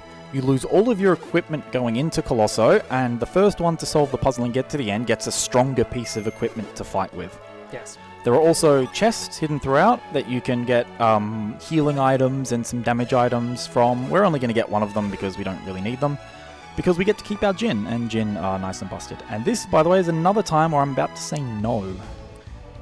So basically... Don't want to do your tutorial. Yeah, we get a chance to put Garrett, Ivan, and Mia in the crowd of each of the individual segments of the obstacle course. And the idea is that you go in and you check all of them, and you give each person a specific location where it gives you a tactical advantage by cheating.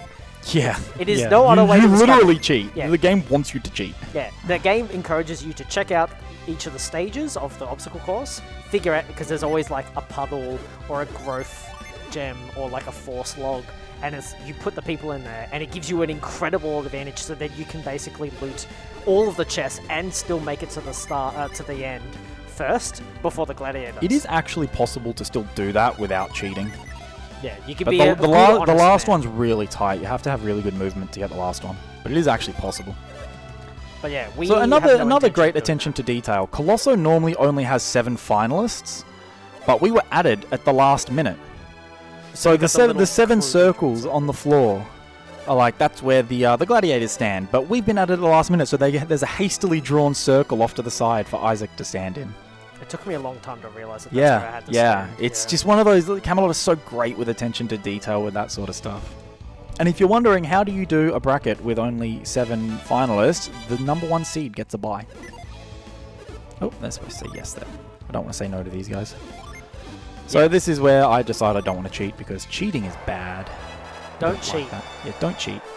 If you had skipped Maya, when you have to control her to like make her say no to the attendant, she spawns at 0-0 in the top left corner of the map, and you have to redirect her back into bounds to then speak to the attendant to have her like temporarily rejoin your party. But so while she's rejoined your party, if you fail the first 2 fights of Colosso, she then permanently rejoins your party.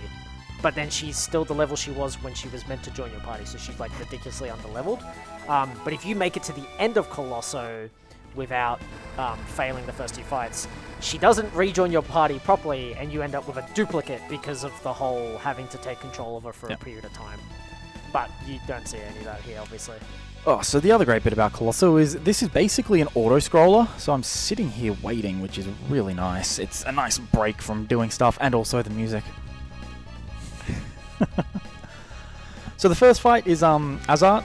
He can be a bit tricky. All of the Colosso gladiators have access to healing items. You don't want them to use healing items because that's slow, but Azart generally is pretty good about it. So I'm gonna open with a what am I doing? With the oil drop that I picked up. Oh, he defended the oil drop. That's annoying. So I have to throw an attack in, which is fine.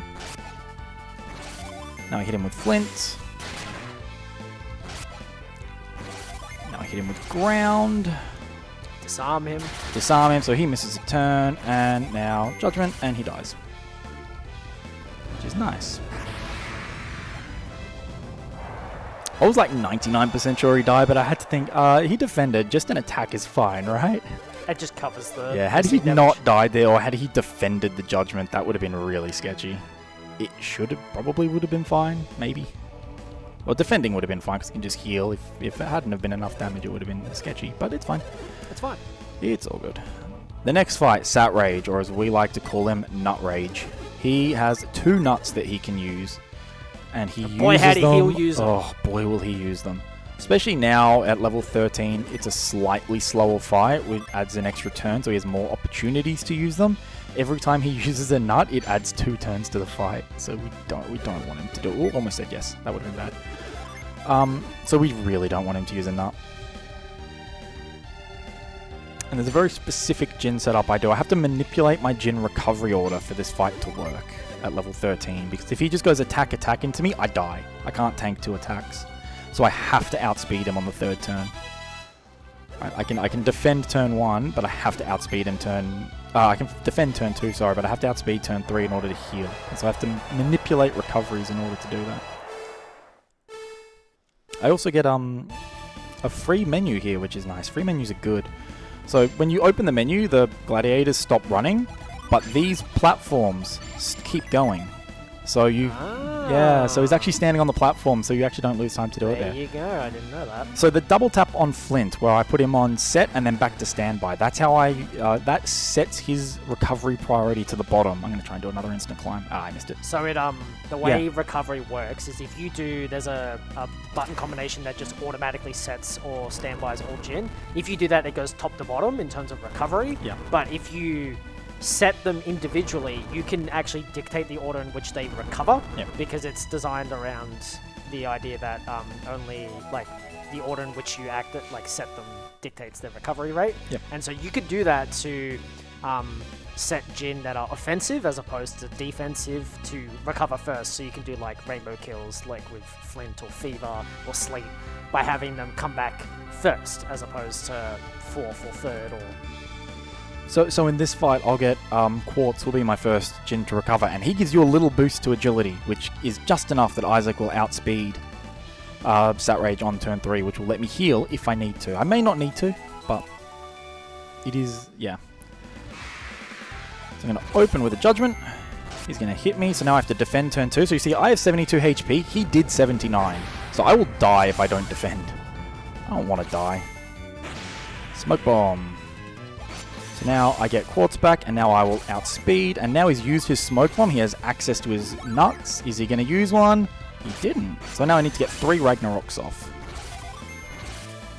So I'm just going to stab him with a giant Synergy Sword that he can't see. Ooh, I need to heal again. Don't use your nuts. Please be nice. Just hit me again. Yes.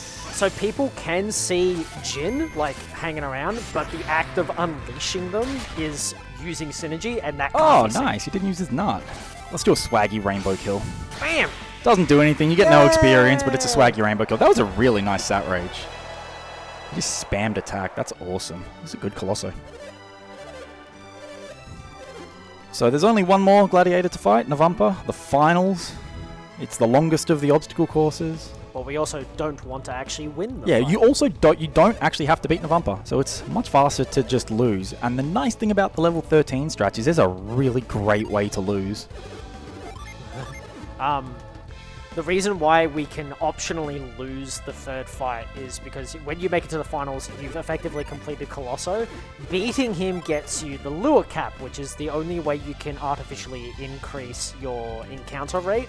So it's really good from a casual perspective to beat him and get that lure cap. But we don't want encounters, right? A, we don't want encounters, and B, there's extra cutscenes involved with beating him. So we don't want to beat him. We just want to get him. We will let him win by just taking whatever he throws at us and not doing anything about it. Yep. So the setup I'm going to do, the setup I do for Navampa is I stand by only. I set.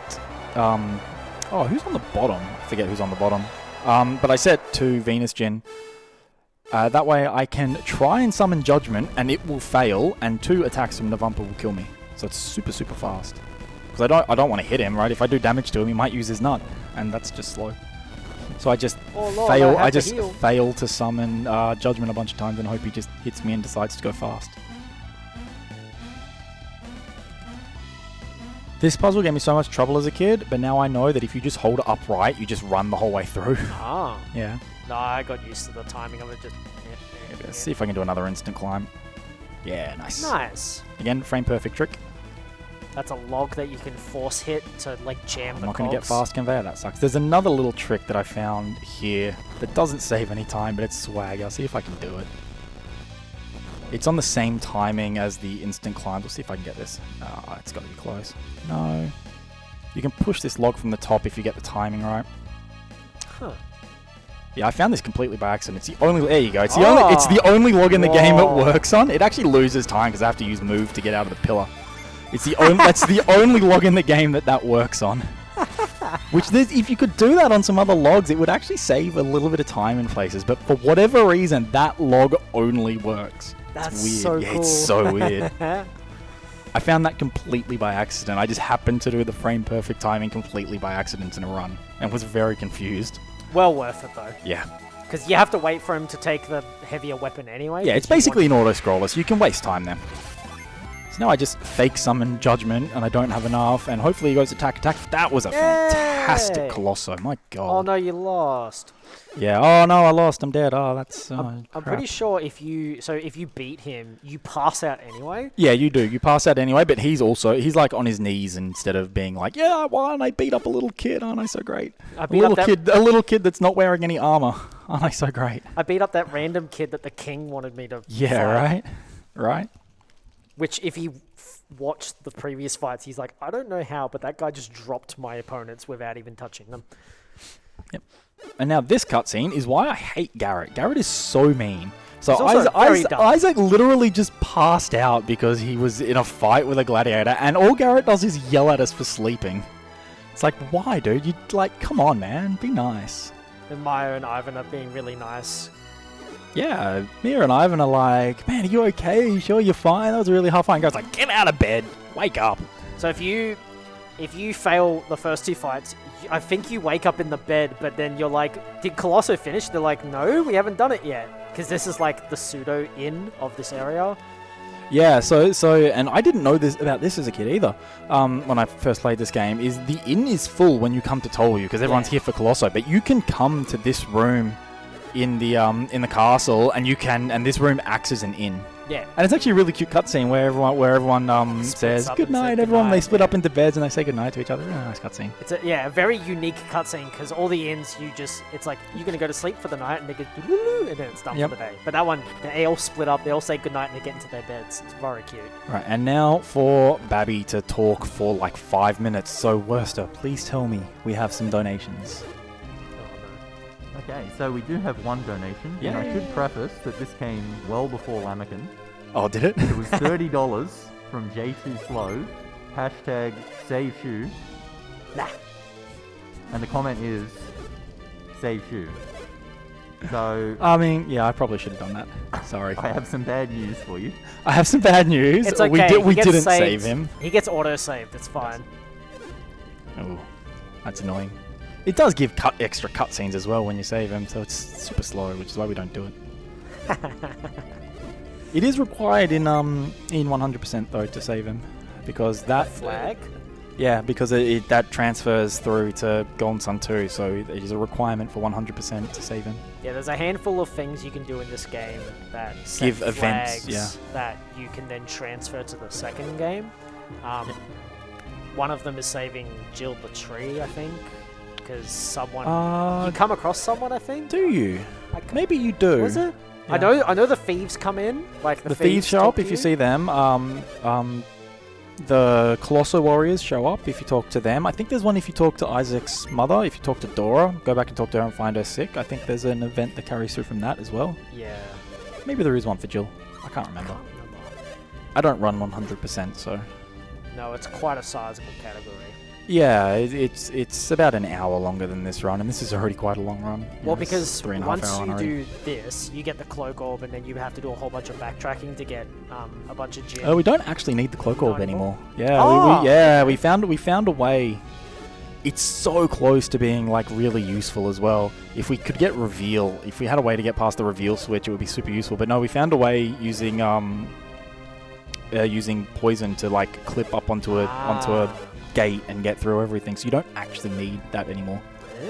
Yeah, you can poison jump basically past the guards and then do some poison procs to get into the gates. It's really cool. It's difficult though. It's very sub-pixel dependent. Oh, okay. So it's a really, really difficult trick. It's cool though. So if you go there, it's a shame that you need reveal to get to the boss, because otherwise we'd probably do it in this category. We'd get poison in Mercury Lighthouse, go to the Lumpa Fortress by poison clipping in, and then ride the wagon all the way back to Calais and skip like half the mid game. yeah, no, that would work. But you need reveal, unfortunately, so it doesn't work.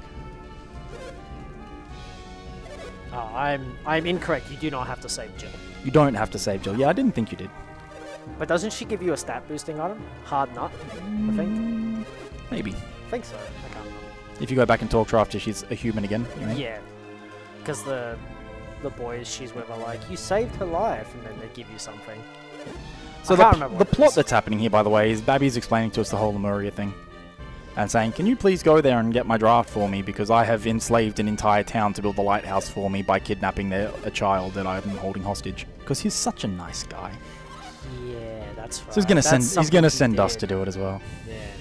Yeah. So he's building a giant lighthouse to find Lemuria, because he sent ships out, but no one can find it, and it becomes painfully apparent as to why in Gonzan 2, because you do go to Lemuria. You do. But the amount of effort it takes to go there is quite substantial, and there's a bunch of other details that come into play that Babby's assistants and associates would not have access to. So his plight was doomed from the get-go, which is good, because he dies, I think. He does die, yeah. It's like that whole thing just ends. It's just like a throwaway, like, oh, by the way, Babby died. Yeah, it's and then like Creighton really freaks glossed out. It's Creighton really freaks glossed out, and it's like, oh, okay, well, I guess we don't have to deal with that anymore. Yeah, that's right. It's really glossed over. Only Creighton cares, and even then, only for a bit. And then he's like, oh well.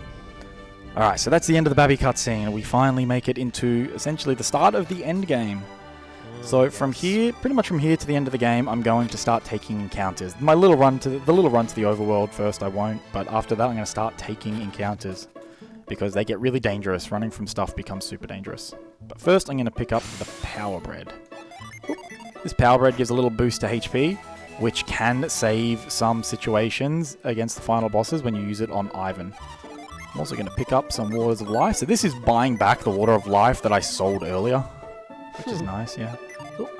And also a Guardian Circlet, again, just makes Ivan a little bit more tanky, which is nice. Because he is still a very squishy boy. Yeah, that Guardian Circlet, it only saves like 6 damage in like the final bosses, but it's amazing how often it's useful.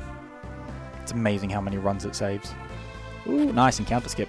So this is basically, if you remember the split earlier where I said you can run around and get a lot of encounter skips, this is the same, except instead of encounters taking like, 10 seconds, encounters take like 30 seconds. So it's the same, but worse. And I want to do that. Alright, so now I'm set up so everyone has one of every Djinn, so that I can get quick recoveries and I can just power off summons as I need them. Oh, attacks first, nice. Attacks first in endgame are awesome. 9. What are we up to, 9? Yeah, Is that 9? That was 9. So that saved like 20 seconds by getting an attacks first there, which is really, really good. And now we have Suhala Desert. The next gimmick in Suhala Desert is these sandstorms have a mini-boss at the base of them. And to use the mini-boss, I just have to use Douse on them to fight the boss, and then I can get through. And they're quite easy to kill, these tornado lizards. Something you learn if you speak to... There's some guards in the town what just is- outside this dungeon, this desert, that explained that they had to carry like buckets of water to turn off the tornadoes. And then fight the tornado, fight the Yeah. lizards at the base, and it's like really hard and they were getting tired, but I can just use Douse. Yeah. Because we have Synergy. Weasel's Claw, totally useless item, Aw. unfortunately. It's a Yep. damage item, but it has no uses. Yeah, there's At a least bunch for of the speedrun, items yeah. that enemies drop that are like single-use, high-damage items, like Diamond Dust, Weasel Claw, Yeah, Oil Drop. there's a few that are really useful, but unfortunately I haven't gotten any good drops for them. Oops. Double input there. That's fine. So there's 3 of these tornado lizards I have to fight. The third one, I'm actually going to let him get an action, because I want to start draining Isaac's PP again, because I have a retreat glitch coming up. And it's better to do it by healing than it is to just stand there and cast Douse forever, which is slow. There you go. So now he's finally hit level 14, so now it's fine. Double recovery, nice. Did I get an encounter skip on the last one? I think I did. There you go. So knowing how to kill these guys quickly is basically how you go fast in the end game. Every encounter is killed in a different way, is cleared in a different way. I want to try and prevent them getting actions if I can. You can't always do that, but yeah. So killing stuff quick is the best way to get fast at the end game. Which sounds basic, but it can be difficult. So it's, you do that, and you do that. So now he's going to get an action. It's going to be a slower fight. Izu's going to use a very PP intensive Synergy. And the Tornado Lizard's going to get an action. I hope he uses it to do some damage on me. He can't really kill anyone. Unless he, like, critical hits Ivan, which would be sad. There you go. Whoa. That might have been a range. I might have just gotten kind of lucky there. And it's also bad, because he only gets, like, one action away, which is awful. I only get one heal off. Oh, I'll wait till the recovery. So that was not as good as I would have liked, but whatever. It's fine. Every little bit helps. And now I'm going to go pick up Flash, who is the last Djinn that I'm going to collect. I hate this encounter. I got on a massive world record pace run. I was like minutes ahead of world record, and I got this encounter caught by surprise, and they party wiped me to end the run. So I hate that encounter. I have horrible nightmares. Actually, I'm going to give Someone pointed out that the power bread you gave Ivan saved his life in that fight. Yeah, actually, that's a good point. It did. The power bread saved Ivan there. Damn, I didn't get the skip. Which is why you do the power bread early. That's why I do the power bread in that early menu. I should get a recovery before Flash. Yep. Shame I took the second encounter.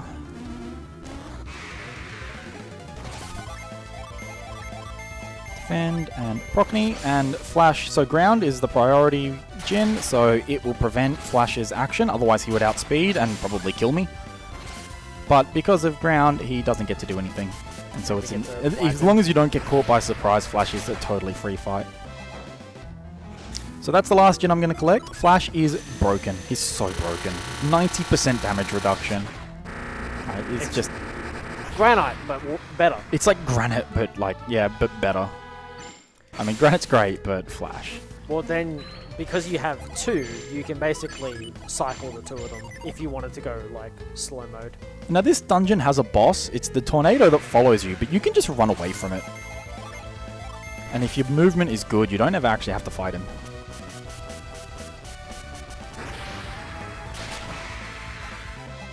So fingers crossed. That was an early encounter, which is a bit of a shame. I'm not going to recover it, even though Boreas is really useful here. What do I need here? This is an annoying encounter, unfortunately. This is the worst encounter in this dungeon. It's really, really slow, and these trolls can pretty much one-shot anyone. So Ivan outspeeds the first one and kills it with a meteor, but the second one survives, which is super annoying. Which is why I have to use ground on him, which makes it slow.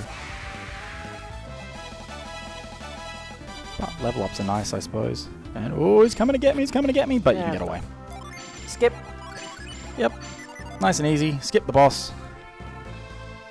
And now so you can actually get all the way to here without doing Colosso, which is cool. You can get all the way through the desert. You can get across that drawbridge, which you would have thought the drawbridge would be the stopping point, but no. You can run all the way through the desert, and you can get all the way to this next area. And then there are two guards at the top that stop you getting any further. But now that we've done Colosso, so Tauros and Minardi have been through here, and the guards are like, they've taken a bit of a beating. If we could find a way to get out of bounds in this area, we could skip Colosso, because we can just run past all the loading zones and get to the end, and run past the roadblock. And there is a way to do it. It's called Death Storage, but it's a trick that's banned in this category, because it would make this category no one would ever run it. It would be terrible. Because we'd have to grind poison in Mercury Lighthouse when we're hilariously underleveled, and it would just be awful. So it's banned. So we have no way to skip Colosso yet. So there's a retreat glitch that I'm going to do here, which potentially actually loses time, but it's also much, much safer. And if you get an encounter, it gives you a chance at an encounter skip which saves time. If you don't get the encounter skip, it probably loses a little bit of time. Everyone goes for it because, oh wow, he doesn't die? Really? That's news to me. Gross. Yeah, that's right. He could have done some damage to me so I can drain some PP, but nah, he just...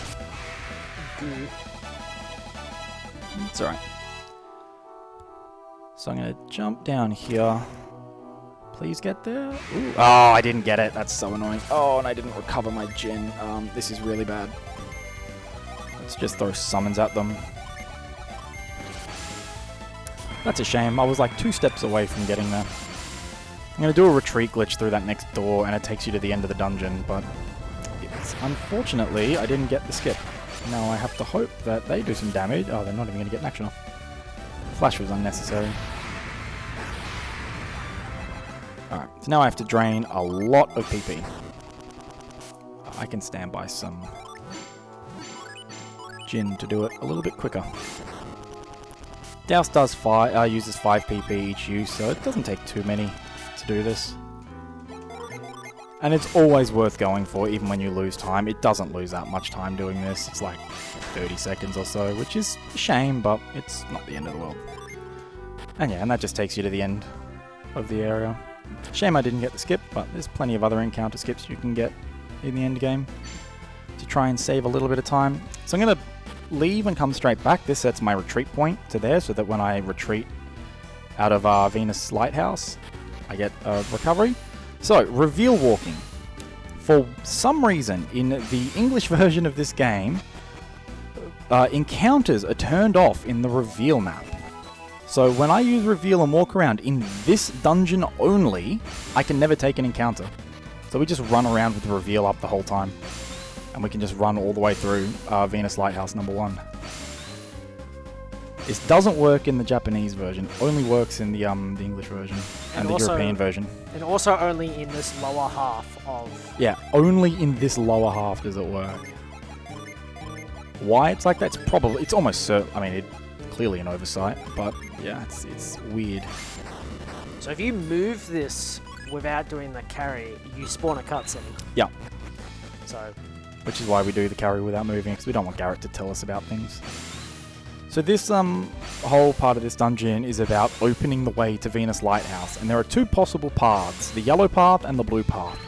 The yellow path is like minutes slower, so we have to get blue path if we don't get it first try, and I got it first try. You lose like 20 seconds if you don't get it first try, and it's apparently it's 50-50, but boy does it not feel like it's 50-50. It's based since I think it's frames since power on. Is how it figures it out. So it just alternates frames. Alright, so now we're going to go to the last town, and I'm going to pick up a safety water of life in Lulavero just because I've already used one. Get the skip. Nice, I got an encounter skip. That's nice. So Saturos and Minardi have already been through here, and they're just like wrecking everything. They're barreling through and just blowing up all the people they find in order to get to the top of Venus Lighthouse before we catch up to them. Which is why there are dead guards pretty much everywhere. They've also taken someone hostage at this point. They've also... another yeah, person hostage. They took Sheba hostage, who was the hostage that Babby had taken hostage, and now she's been taken hostage by someone else. And she's also fantastic. She's my favourite character in TLA. I love Sheba. She's basically Ivan, but better.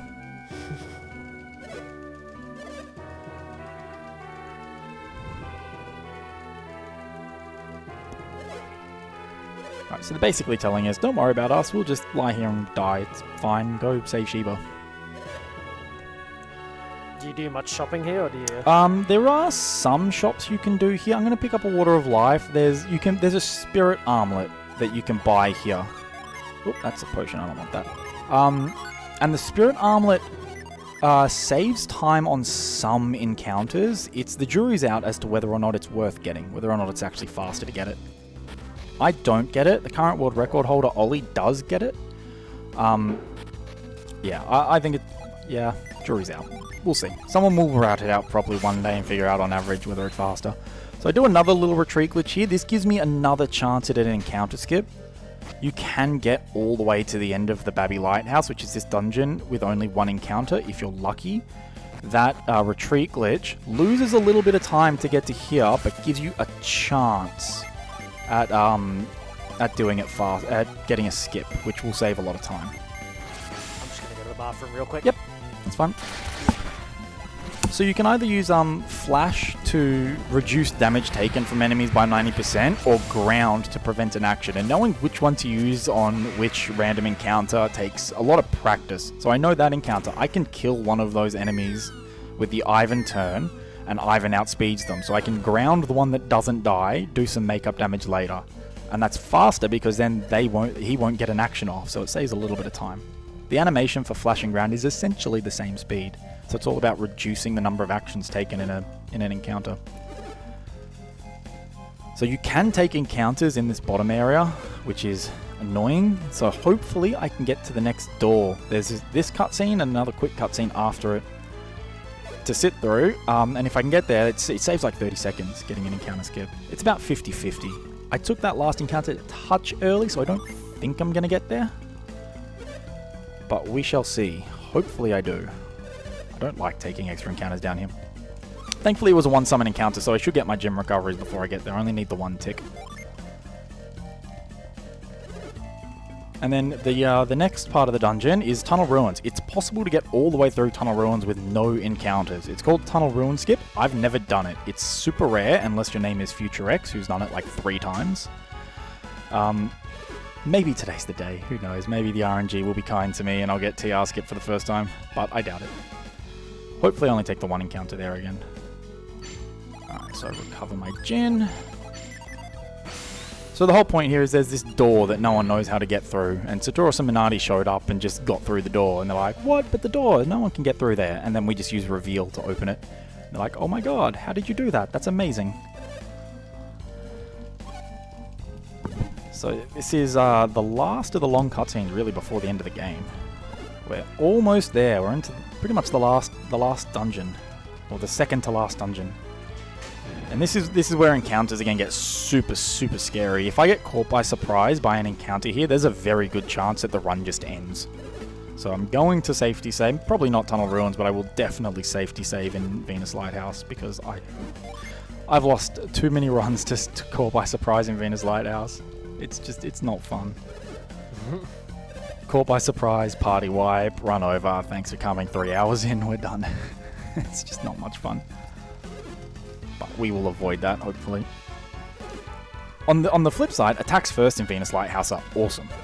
Right, 30-second time save, really, because these encounters are slow. Oop, I need to reveal and hit the switch. So that was a lot of extra steps from bad movements, so I probably won't get there. No. So this is a ground encounter. I can team it, ground, defend, and Boreas. So the Manticore King will die to the target of Boreas.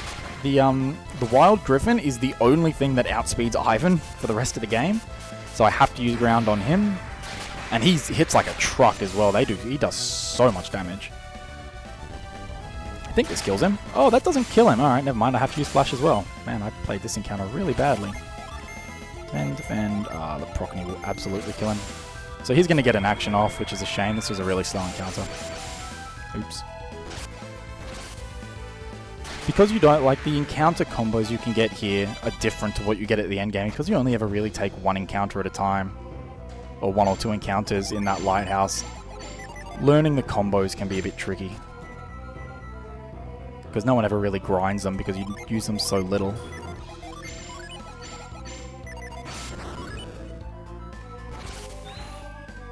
So these puzzles are super fast, they're nice and easy to solve. The blue path puzzles are, like I said, blue path is much faster than yellow path, which this is where the split is. If you get yellow path, you go off to the left.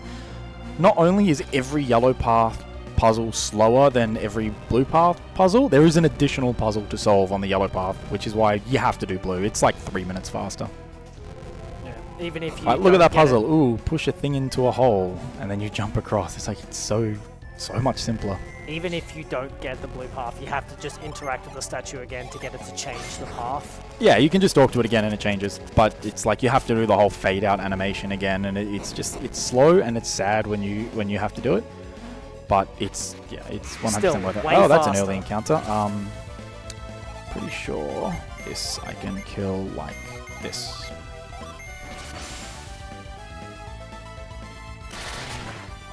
So just blowing stuff up with summons is the way to go. Right? We don't have powerful enough synergy to do synergy damage to these guys. Yeah, he doesn't die.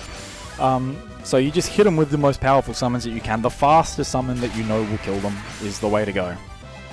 And overkilling is generally better than underkilling. You do not want to take hits from enemies here unless you have Flash active, because pretty much anything will one-shot everyone. You have to have damage reduction here, where like the game expects us to be like 10 or 15 levels higher than we actually are. Yeah, we're vastly under level. Yeah. And probably also have more Jin, as there are a lot of fairly easy to find Jin between here that we Yeah, like we have not picked we've up. run past like a couple of Jin that we just see on the overworld and just be like, nope, don't want that. Or see in dungeons like, no, I'm not going to take you. You're too slow. So there's only one more puzzle. So this is where the paths converge again, and we have this final puzzle of you're supposed to mind read these statues, and they see I slip off the side. Why would you make these have rounded edges? It's so annoying. The solution's very easy. It's just opposite from where they start. Yeah, it's just opposite from where they start. There's again a lot of argument as to whether or not these statues are supposed to represent the lighthouses with the golden sun in the middle. And the positions don't quite add up. But the positions don't add up. The Venus and Jupiter lighthouses are swapped. So the way you're meant to solve this normally is if you mind read the statues, they tell you where they are in relation to other. yeah, the they other say statues. things like the blue one might say something like red shines due west from me, something like that. Stuff like that. Yeah. But the solution is the same every time, so it's not a random solution. So we just push them to where they go and the door opens, and then we get to Venus 2, which is the final dungeon of the game, and it has an absolute banger of a soundtrack. Everyone does love Venus Lighthouse. Venus Lighthouse is great. I'm going to make a safety save at Venus Lighthouse as well, because if I die, I have to do all of these puzzles again. And that would be slow and terrible. So I'm going to make a safety save here. And hope for good rates and good encounters. So this is the final retreat glitch of the run. This cuts out about a third of the dungeon by warping into this door. It doesn't skip much, it's just, oh, this encounter is awful. This encounter, how do we do this? We go Thor. This is a juicer. And yeah, that one.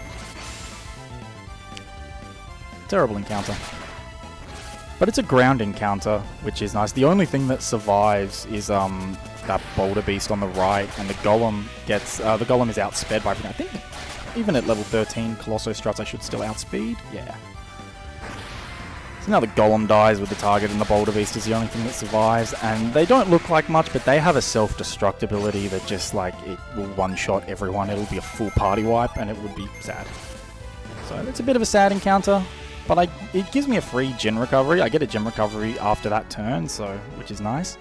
One of the key things about Venus Lighthouse is there are places where you can't take encounters. So this area down here where I am right now, there are no encounters here.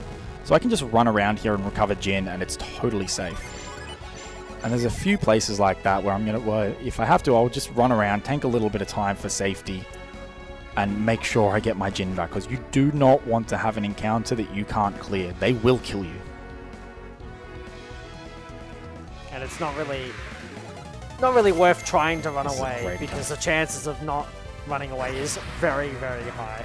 So this is one of those encounters that if you buy the Spirit Armlet in Lelevero, you can kill that encounter with a Judgment. So it saves a little bit of time, because Judgment is much, much faster than Thor. So these puzzles are, this is sort of, actually I think this is the second of these pushing puzzles, but we skipped the first one with the retreat glitch. Basically you push them in, connect the line, and you get a little bit of electricity that just opens the door. There is a faster way to solve that puzzle, but it's like only a tiny bit faster, and I just learnt that one. It's easy. Right, come on. So always setting flash and ground so that I can remove actions and not take too much damage. Nice, these are really nice encounter rates. So again, there's no encounters on those grates where I'm running around. And there's no encounters in this room. These is really good encounter rates. This is awesome. Just waiting for the CBS. I'm waiting for The Fusion Court by Dragon Surprise. to Yeah, misbehave. just don't. Don't. He's gonna be fine. He'll be fine. He'll It's be fine. fine. Fusion Dragon's not the problem. It's Minardi who needs to behave. Oh yeah. She does like to one-shot. She does.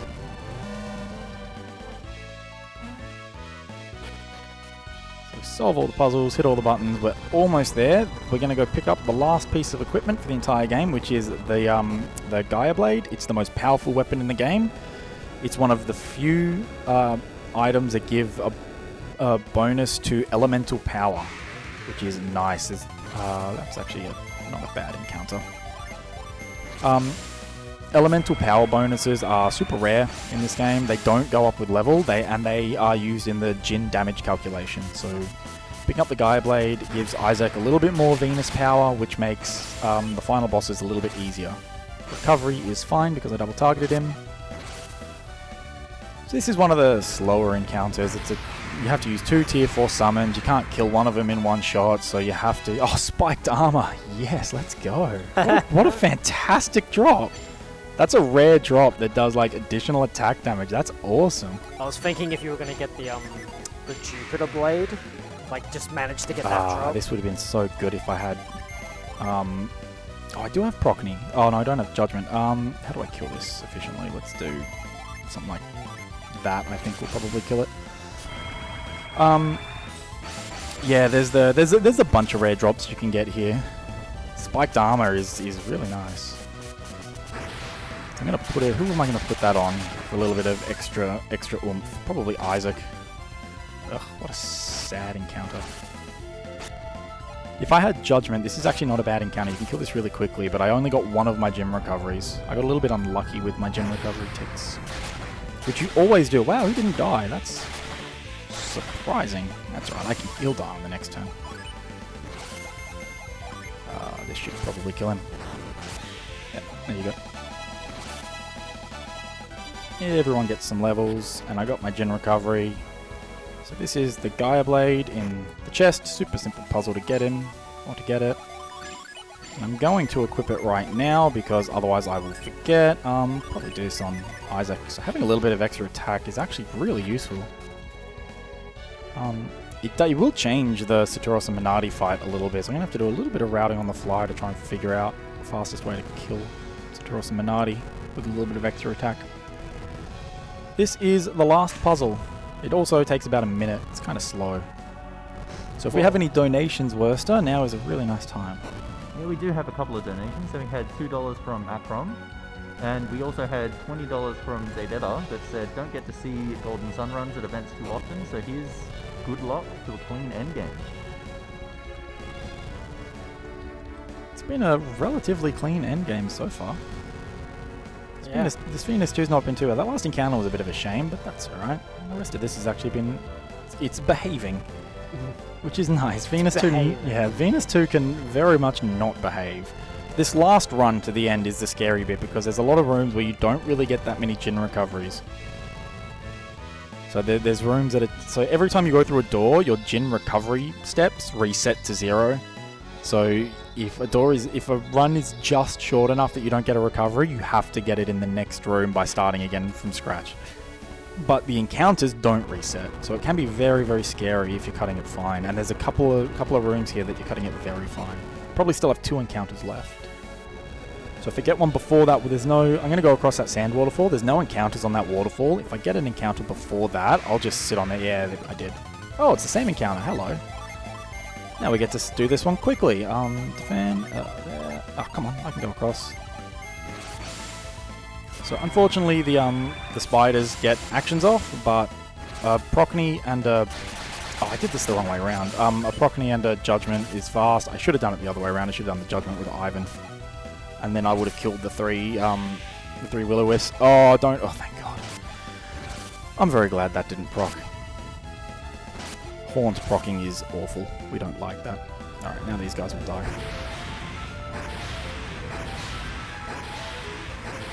And they all die.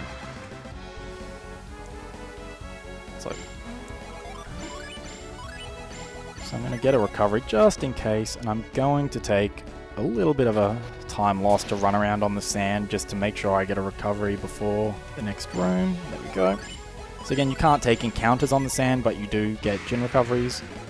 Oh, attacks first. Nice. Venus 2 attacks first. Is that an even 10? Yeah. I mean, it's like the saddest Venus 2 attacks first because you can just kill it with a Judgment, but it's fine. And that is the end of Venus 2. So now I'm going to do my setup for the final bosses. is nice and easy. Alright, now I'm set up for the final boss. So the strategy for killing the final bosses. So it's a two-part boss. So first you fight Saturos and Minardi, and then after you defeat Saturos and Minardi, they merge into the Fusion Dragon. The strategy for beating them is called the Courthouse Strat. Basically what I've done is I've set up my gen so that everyone has one Venus Gen, except for Isaac, who has two Venus Gen.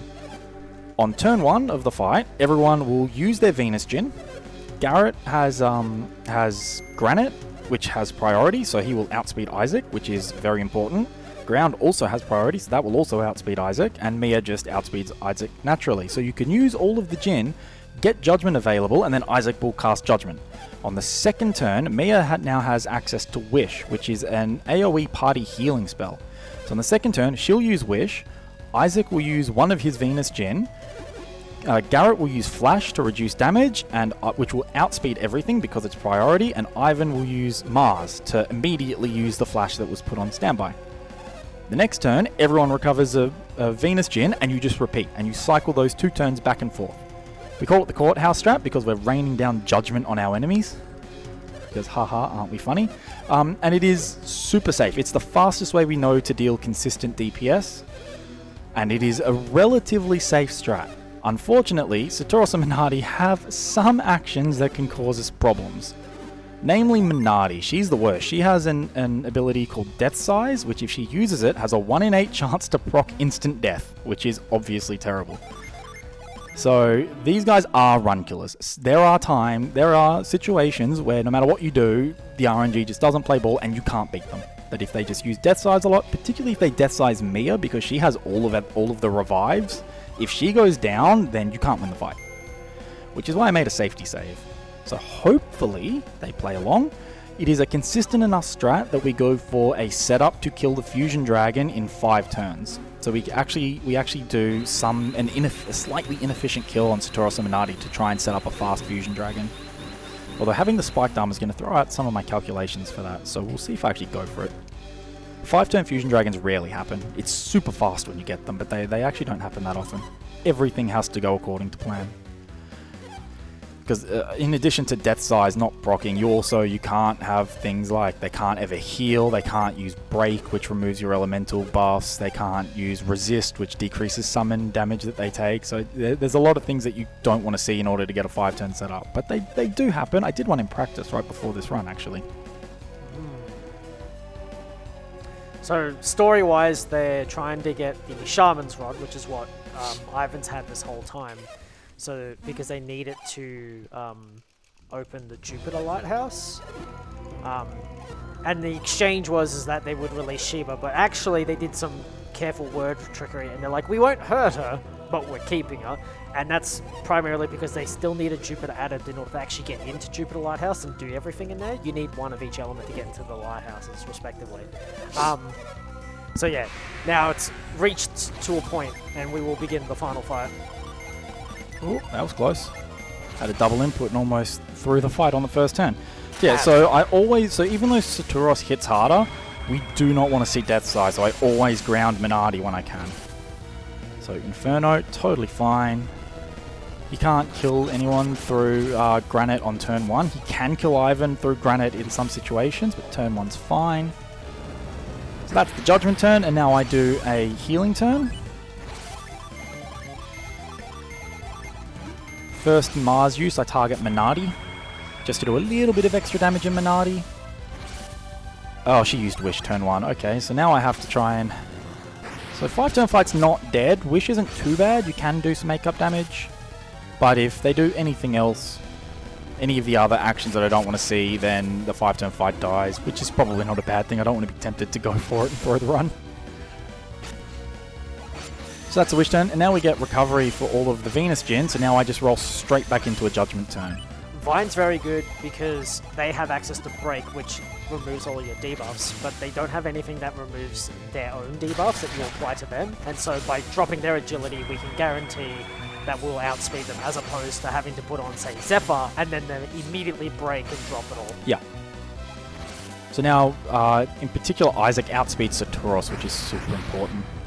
Oh, well, there's Break. Okay, so now the 5-turn fight doesn't work. That's a shame. Oh well. I mean, I can still do a 6-turn fight, but yeah, the 5-turn fight died, which is not the end of the world. It almost always dies. Oh, maybe with the spiked armor, actually, I can still make this work.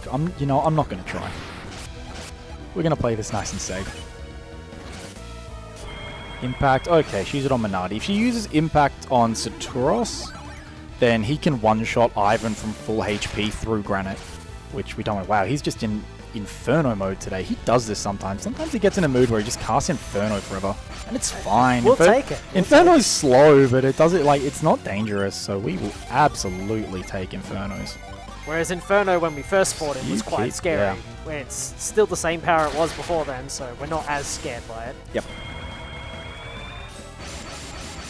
So it does pretty much the same damage as well. It's just because it's synergy.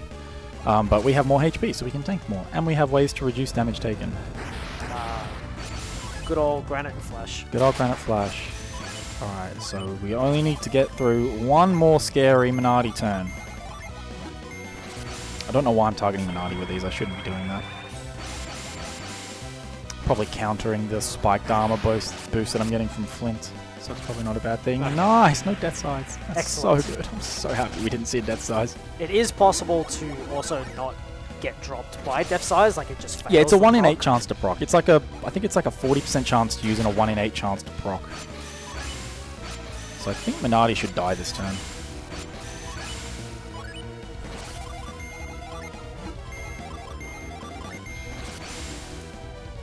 So the last use of ground on Minardi against Saturos still gets his action off, but that's fine. We don't care. He might die next turn. It depends what he does. If I have to heal, I might go for it if he doesn't heal. I might still be able to do enough damage. Oh, she didn't die. Okay, never mind. I can't go for it now.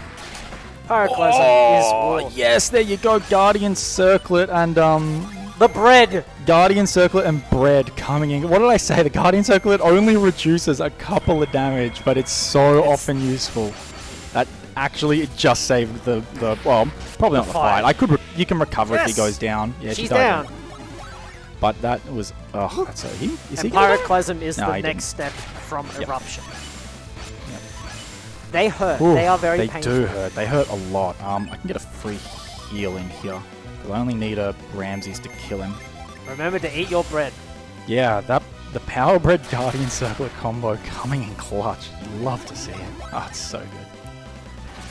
Every now and then we float with the idea of skipping that Toby shop to save 30 seconds, but it's like, if you do that, the run dies when things like that happen. Alright, so that's part 1 of the bosses done.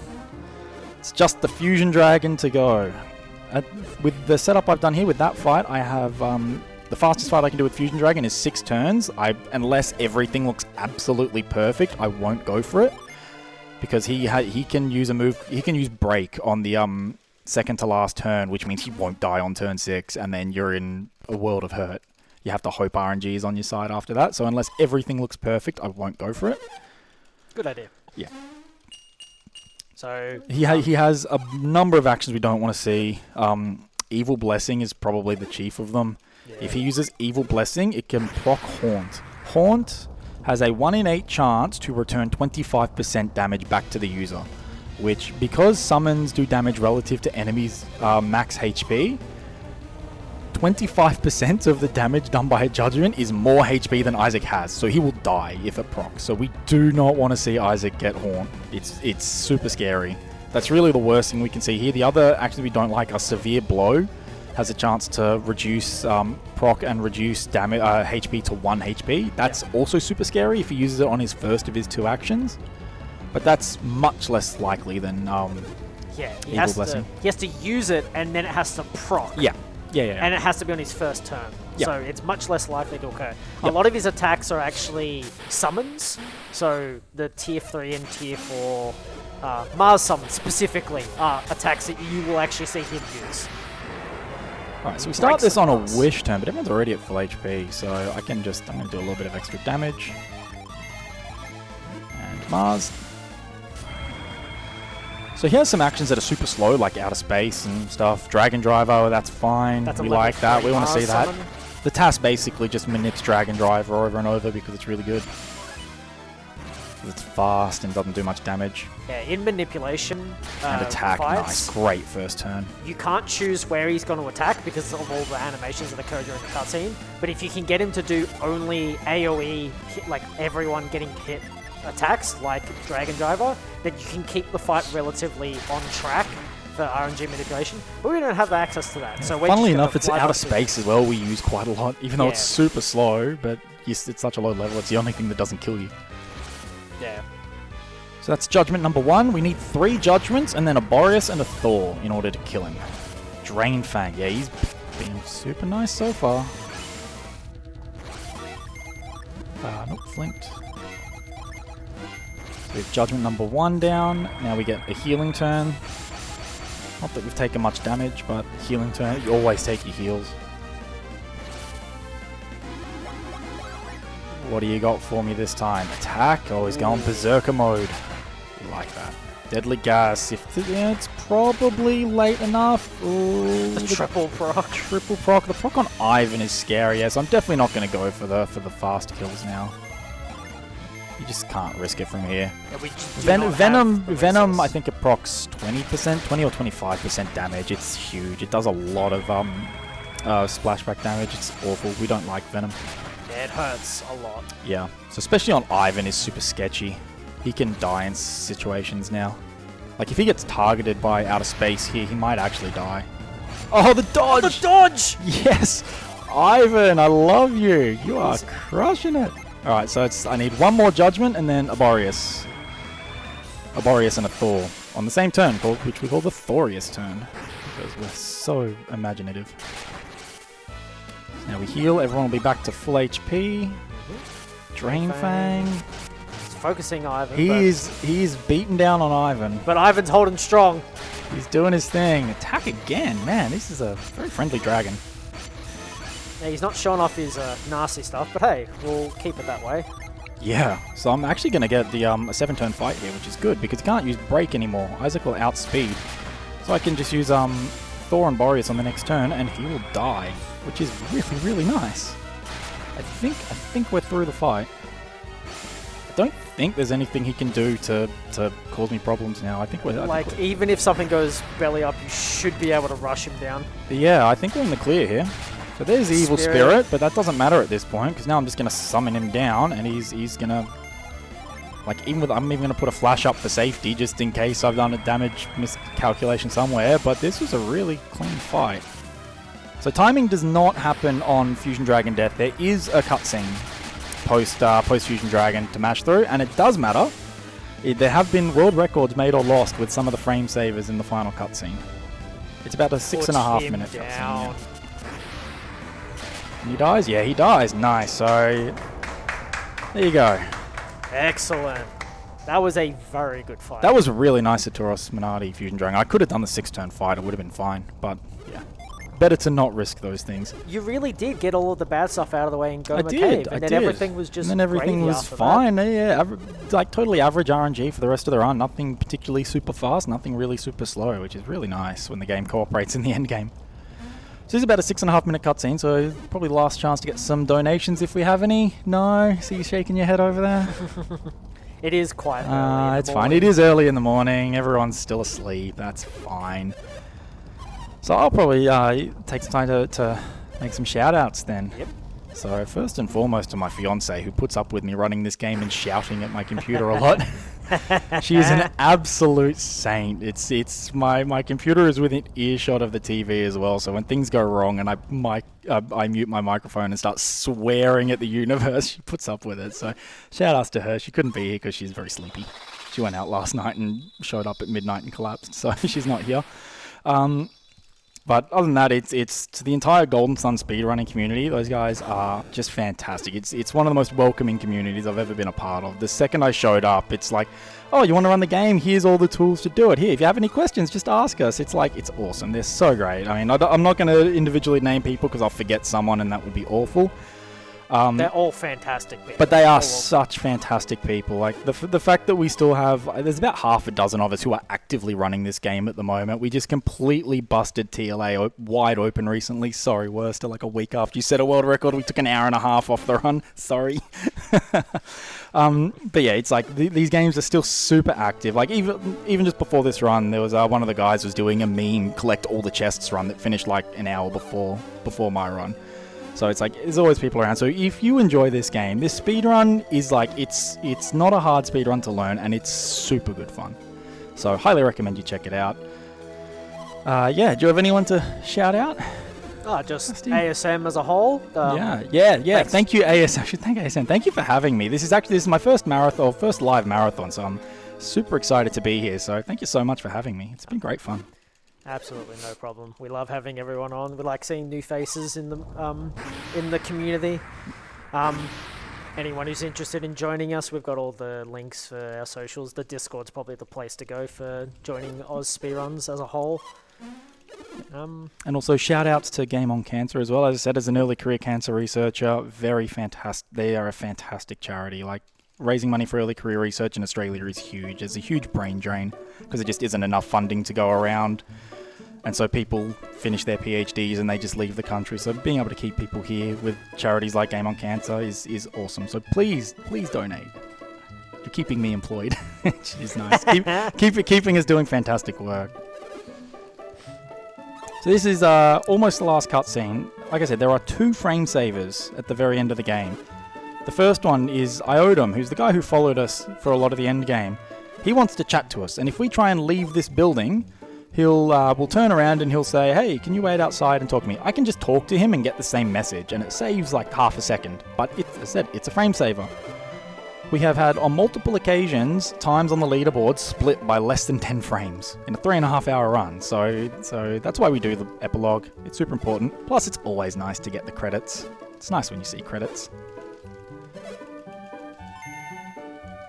So we get the happy endgame music. Unfortunately, the lighthouse was lit, so we failed a little bit in our quest, and Felix jumped off the lighthouse to save Sheba, and Jenna and Creighton have washed out to sea. So it's like, when I first played this, I got to this and like, yeah, okay, what's the next lighthouse? And then the game just kind of ends, and it ends on a bit of a sad note. It's like, everything's kind of gone wrong. You failed your quest a little bit. Everyone's lost. It's like, oh, that's disappointing. But of course it meant I went out and bought the Lost Age straight away so I could play it and figure out what happened. There you go. That's a little frame saver there talking to him. And the last one is I'm going to get one last item to use on the Lemurian ship, which I think is going to go to Isaac because Mia had a full inventory. And using that fast is sort of the last little frame saver. Plus there's always mashing, and my mashing has been terrible this run because I'm not really focusing on it.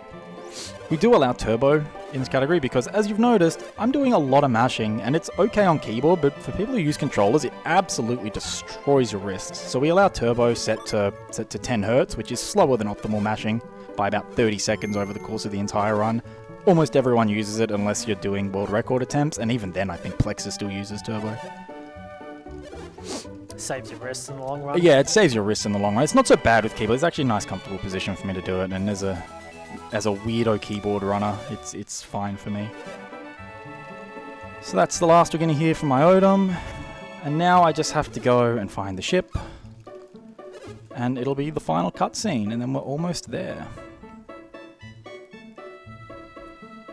So the ship is in here, and it's hidden underwater. Like I said, there's a couple of little frame saver at the end with how quickly you can do the last menu, which is, in my case, not very quickly at all. There we go. Isaac uses the orb, and then it's about a 60-second final little cutscene where everyone says their goodbyes, and the game ends, and you're left going, wait, that's the end?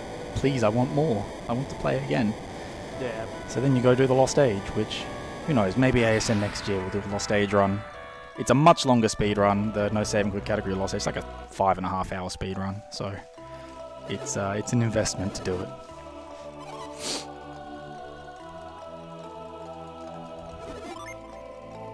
Almost there. Tiny little bit of mashing where they're just talking about, oh yeah, everyone's lost at sea, we've got to go find them, and we've got to go find Lemuria. So time is on the clearing of the final text box, which is Jenna is waiting for us, which is coming up very, very shortly. Time. That's the end. So that's Golden Sun. And more or less, just a little overestimate, so slightly slow run, but that is entirely my fault. God McCabe didn't go well, but that was a reasonably good run. So yeah, so thanks for having me. This was fun. If you're interested in Golden Sun, definitely come check out the community. We're very welcoming. This is a great fun run. So yeah, thanks very much.